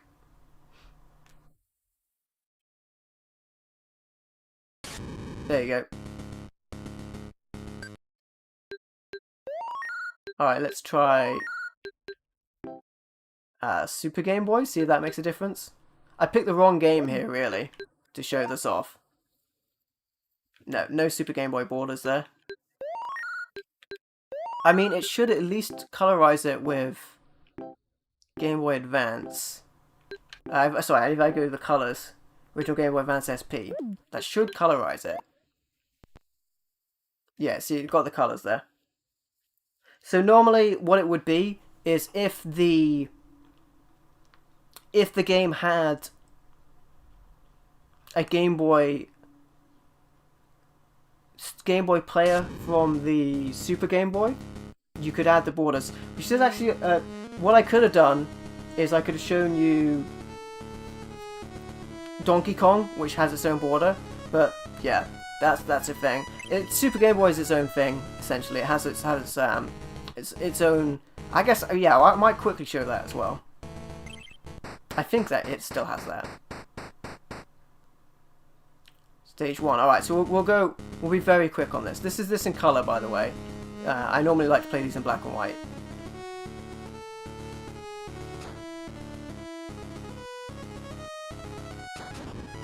There you go. As was the original intent of the system. You get 2 character choices here. I believe they have slightly different abilities as well. This game is very cool. Alright.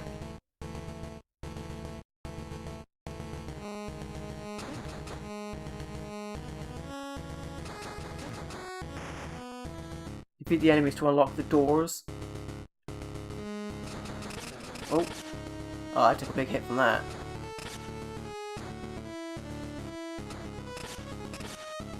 Oh my goodness. I got wrecked there. Alright, well, I will quickly show the... Oh, I was thinking I don't actually need to grab it because of the advantages of this system. There we go. Okay, so I guess I was going to go grab the game from the shelf. The Donkey Kong, that's what I want to show. So, for Donkey Kong, we should be able to show the Super Game Boy. Maybe it'll show an auto, I'm not sure. We should be able to show the Super Game Boy borders for this. Should be able to, I should say. Okay, well that's this in colour. This is the Game Boy, Super Game Boy enhanced with colour, because this is not a coloured Game Boy game. And I will grab the cartridge just to show that it's a great cartridge as well, actually.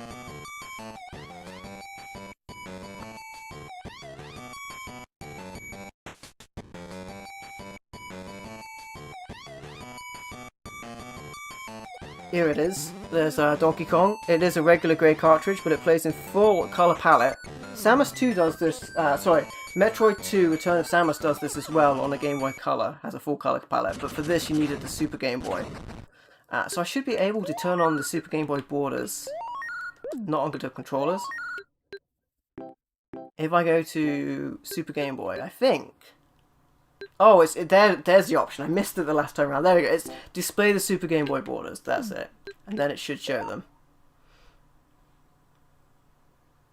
And there you go. Now you're seeing the Super Game Boy borders. So it does have that for a bunch of games that support it. You can see the Super Game Boy borders. I'm not a big fan of that. It kind of like boxes in the screen a little bit, if you know what I mean. But it's an option you have if you'd like to. Alright, let's go to Game Boy Color. Games that were intended to be in colour.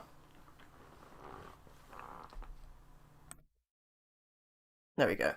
Screen size. Here is a game called Return of the Ninja on the Game Boy Color. Fantastic game. Game Boy Color was really awesome. And I'll show you a bit of this, bit of Game Boy Color game in action on the big screen. Now remember, these games were designed for much smaller screens. So there's that to keep in mind, that when they're blown up to this size, to 720, that they look a bit different.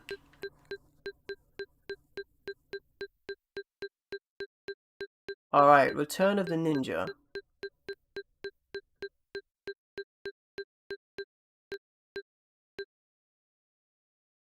Resident Evil Guide in there, another great Game Boy Color game.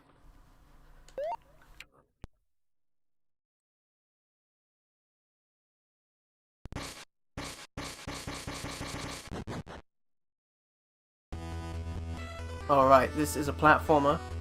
Great one. If you're a fan of other games of this type, you'll probably enjoy this.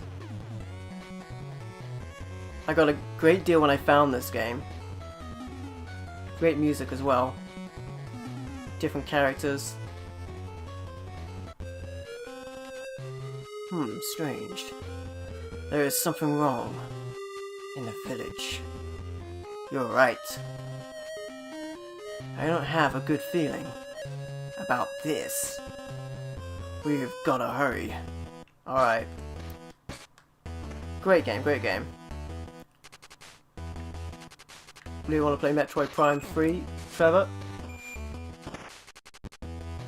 It's a good game, for sure. I got lucky to get the Metroid Prime trilogy at a good price. It's pretty crazy to get it nowadays. Oh, oh, okay, hit the fire. Fire, burn!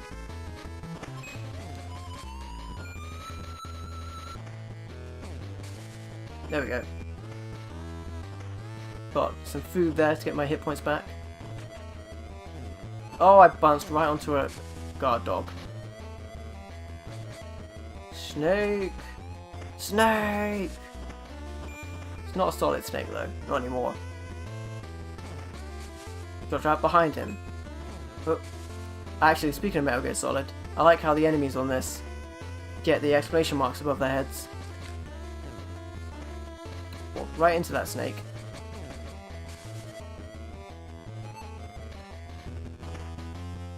Very cool game, this. Gotta take a leap of faith here. Oh, I don't think I was supposed to do that. Oh, those are spikes.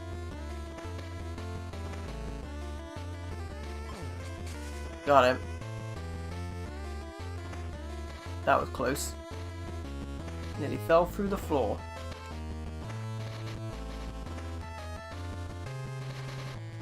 And we're past it. A waterfall. Oh boy. I could have done getting healed, couldn't I?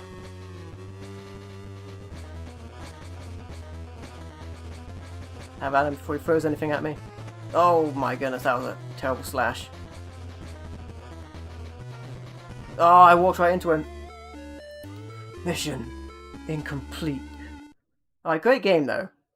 Now I do need to move on because I've got a lot of stuff I want to show. Obviously, I wanted to show different hardware and all that sort of stuff. That's kind of what I wanted to show. So, Game Boy Advanced. Now, I do want to talk a little bit about Game Boy Advanced. The game I'm going to show is Konami Crazy Racers, which is a Super Mario Kart clone. It plays very much like the Super Nintendo game. Very impressive. But with that being said, the Game Boy Advance is one of the systems on the edge of compatibility on this. So there are a couple of games that don't work, and in my collection on the Game Boy Advance, I have 2 games that don't work properly on this. One of them, I've dropped on the floor, like I did the controller earlier. One of them is Iridian 2. This is a shmup, and it's very awesome. And it crashes after the first boss, and I don't believe there's any way to fix that. So this game on the Retro Freak crashes after the first boss, Iridian 2. Also, X-Men Reign of Apocalypse, which is in a box protector from My Game Vault. This game plays with no sound. And I think these games need the BIOS of the Game Boy Advance to run properly, which I don't believe it's possible to put onto this in any way. So the X-Men game plays with no sound, and Iridian 2 plays up to the first boss and crashes. So just take that in note, guys. I mean, I have tried a bunch of Game Boy Advance games. I haven't played all of them all the way through, so there may be more games that have issues, but keep that in mind. Some games, the compatibility on Game Boy Advance is like the far reaches of what this system is capable of. So there are a couple of issues there. Thought I'd mention that. But it is a good way to play them on the big screen as well. So I just got that game, which is why I haven't done a Advance Wars 2. I just got it. So I haven't done the thumbnail for it. Must have forgotten. That's what it looks like if you don't have a thumbnail for it. So I was going to show Konami Crazy Racers. Very cool game. Plays like the Super Mario Kart. Very much like that.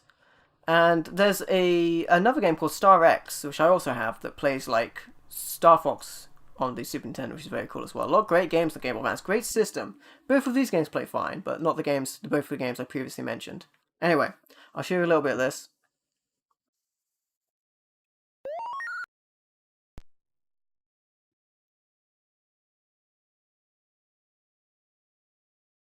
Is a great game. Oh, the screen size for this is wider. I'm so dumb. The screen size for the Game Boy Advance is a wider screen. I keep forgetting. so we will need to keep it wider.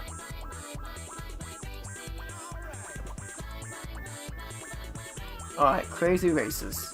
Yeah, screen size is a little bit wider for the Game Boy Advance screen. Can I... Oh, just start a new game, I guess.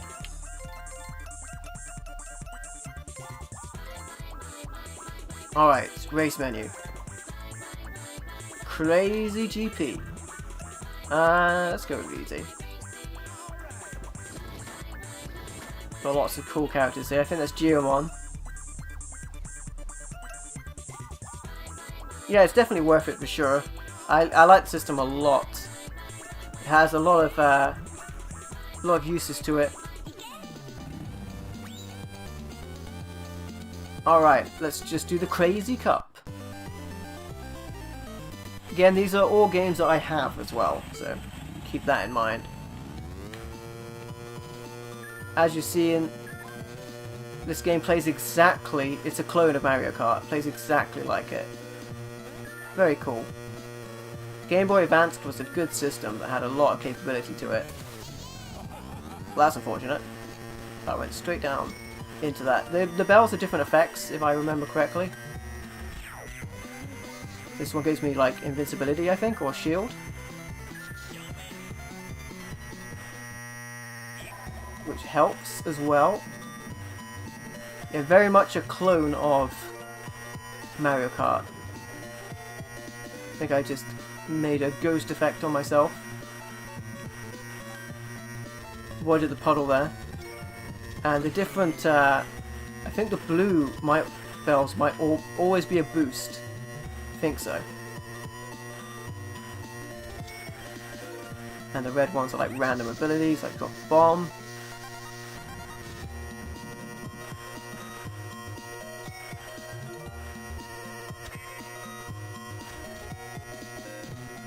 Oh boy, being encroached upon. Guess I'll take another boost. Yeah, the blues are always a boost. That's kind of handy. Would be nice if in Mario Kart did that. Like, if there was one that you always knew what it would be. Kind of handy. Oh my goodness, I was just in the lead there. Alright, and we're going to have to move quick through this, I think, because I still have to show some other systems. Right, so that is the Game Boy Advanced. It also does, like I said, the best thing it does, I think, that the Retro Freak does not do. Now, it certainly has some detriments to it that the Retro Freak does better, like having controller ports on the system, but it does support the PC Engine TurboGrafx 16. So with that in mind, we're going to play some Galaga 90. Show you what that looks like on this system. From a Hue card, and I'll put in the appropriate controller, which I might have forgotten to take with me. No, I didn't. I put it over here. We'll put in the appropriate controller here, PC Engine controller. Or that is a Core Graphics controller, I should say. But yes, we will we'll play some Hue card games. I will show Galaga 90, which is a TurboGrafx 16 game, and I will also show this controller, by the way, natively has turbo on it, which is pretty cool. And I will also show, for the final game, Final Blaster, which is a TurboGrafx, a PC Engine game. So we're all under the same listing here. So we'll show Galaga 90, which has a different name overseas in Japan. Has a different year to it because it was released earlier than that.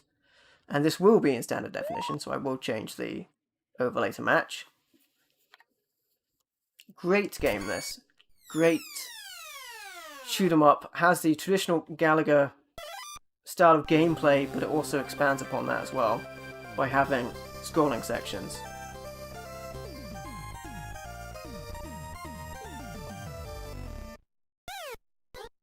Stage 1.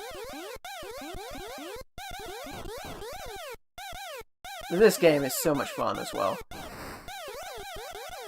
Now, I've already been streaming a little while, so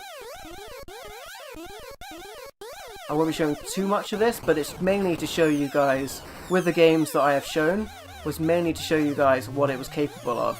So we had a 3D game with Konami's Crazy Racers. We had lots of different style of games with different scrolling abilities. Showcased as well.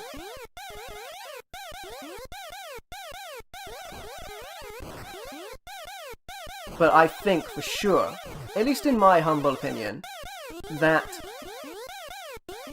having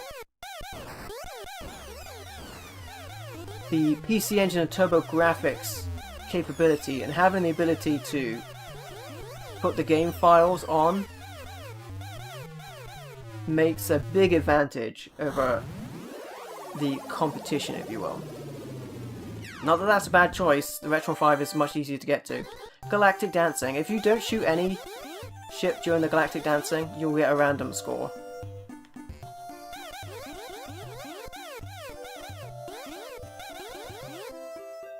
Can't get perfect now.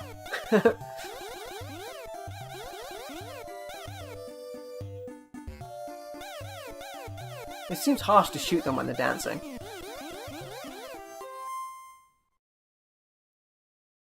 Alright.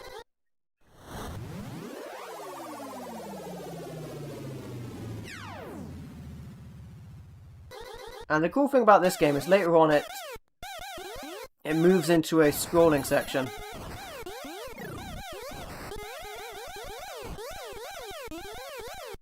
Which is very cool. I like how they expanded upon the tried and true gameplay from previous games.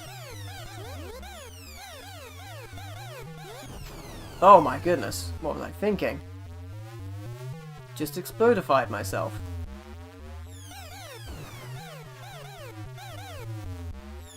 Alright then.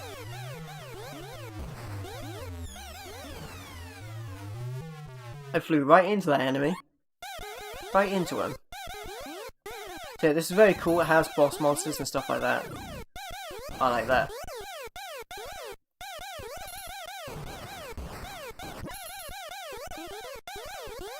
That expansion to the gameplay, if you will.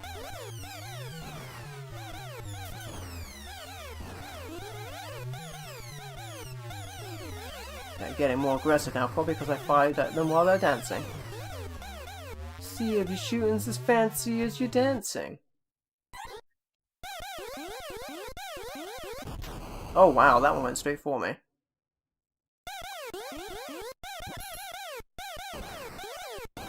But yes, I will be showing another game momentarily.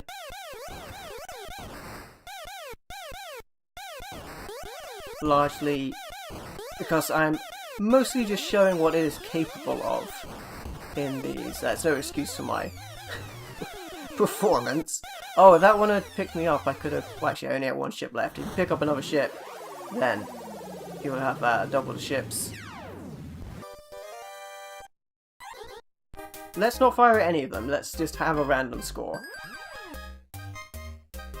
You'd have two ships next to each other to fire double. You can actually start the game off like that if you'd like to, but your one continue down, if you will. You can just watch the dance show, if you will. And then I think you'll just get a random score. But then you're, of course, incapable of getting a perfect score.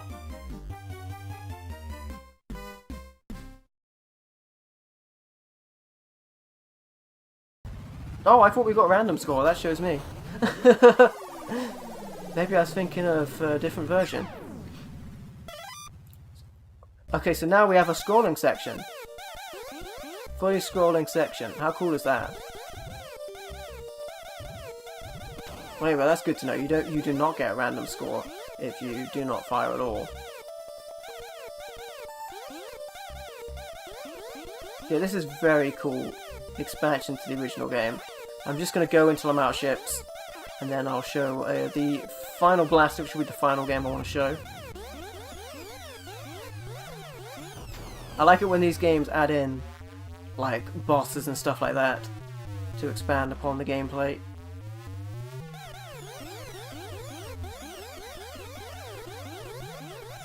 With these scrolling sections that they added in here. which you won't see much of right now, but there you go. Okay then. Game over. Quite an expanded game there you have. Alright, so. The last one I will show will be Final Blaster. This is a PC Engine game. And we will have a go at that. And then we will wrap up our final thoughts on the Retro Freak. So Final Blaster. The final game to show.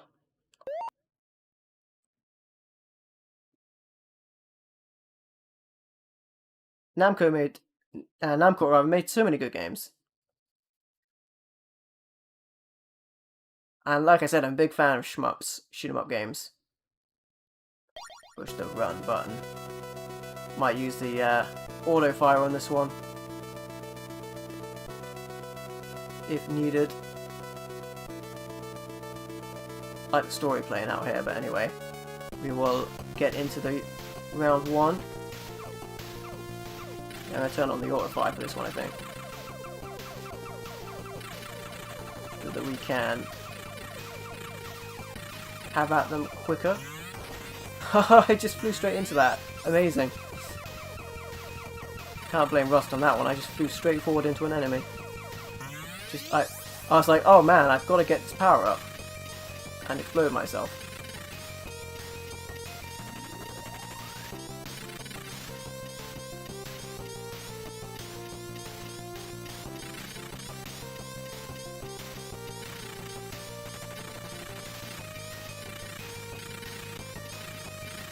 Great game though. Oh, we've got those Autobots firing all over the place.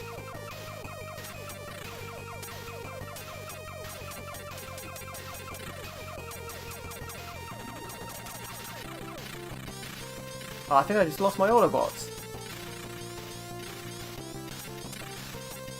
These are a bit too strong to take out.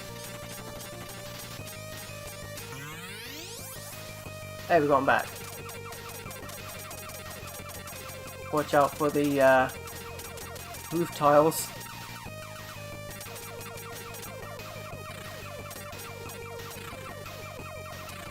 Great music on this game as well.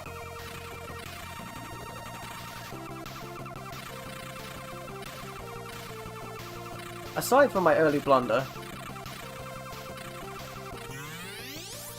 Oh. Can you stream music? Yeah, that's the main thing about it, Geronimo. It's very easy to stream with. So it just goes out to HDMI 720, which is probably the thing that makes it the easiest. Like, a lot of these systems you can sometimes maybe have issues with. The older systems, that is, Geronimo. And it really helps. Video game development. Good save games. Yeah, Trevor, not unlike the when I was a younger MVL, I wanted to have been in the BBC to save the Doctor Who's that were destroyed because they didn't want to use the space. Speaking of space on game shelves, they didn't want to use the space to store them. And they were like, nobody's ever going to want these in the future.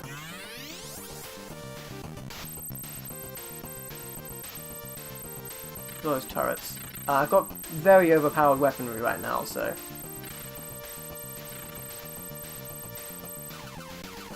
pretty good. Although, the game's going to get pretty crazy.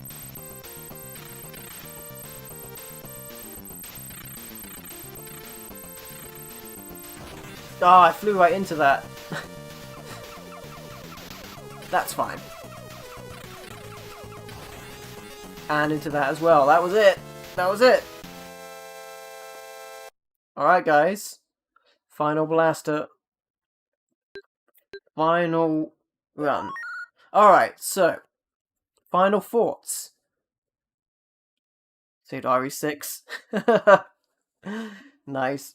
Well, there's no RE6 on this system, thankfully. Resident Evil 6, that is. I know it's a well-loved game. There you go, guys. That is the Retro Freak. So, there are a couple of games that don't work on it. That is a thing. That's always going to happen with emulation. Axe Battler comes to mind on the Sega Game Gear. The 2 Game Boy Advance games have issues. There may be more Game Boy Advance games that have issues. I have actually contacted CyberGadget, but given the language barrier, and they really don't need to fix them at all, to be honest, they still have a product that's very presentable. I think this product does rival the Retro Freak. The RetroN 5. Not that I have any issues with RetroN 5, I think it's an absolutely great system. I just think this one has PC Engine and TurboGrafx 16, and that is a big boost. And the fact that you can put your games on an SD card and put your games in that.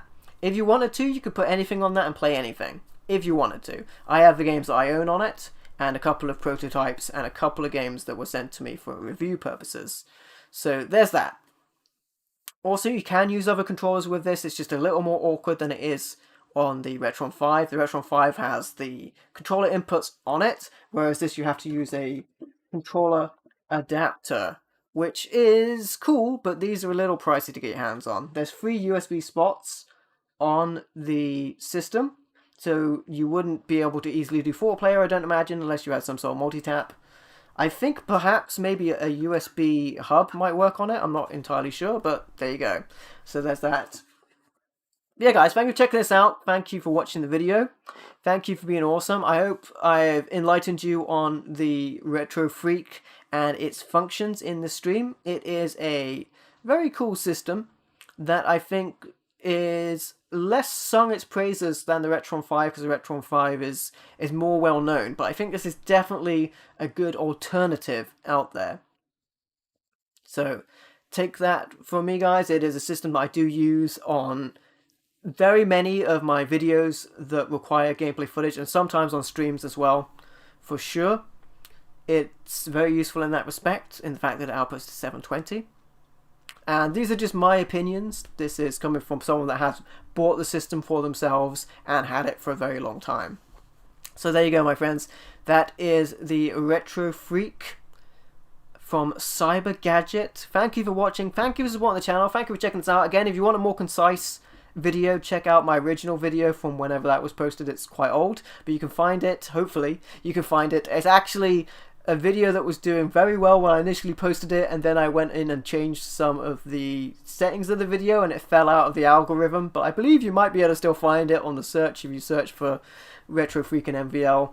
I also did a live stream about the gear converter as well, which is out there. So there you go, my friends. But once again, to leave it off, thank you for watching. Thank you for supporting the channel, and thank you for being awesome. I have been MVL, and I will catch you next time.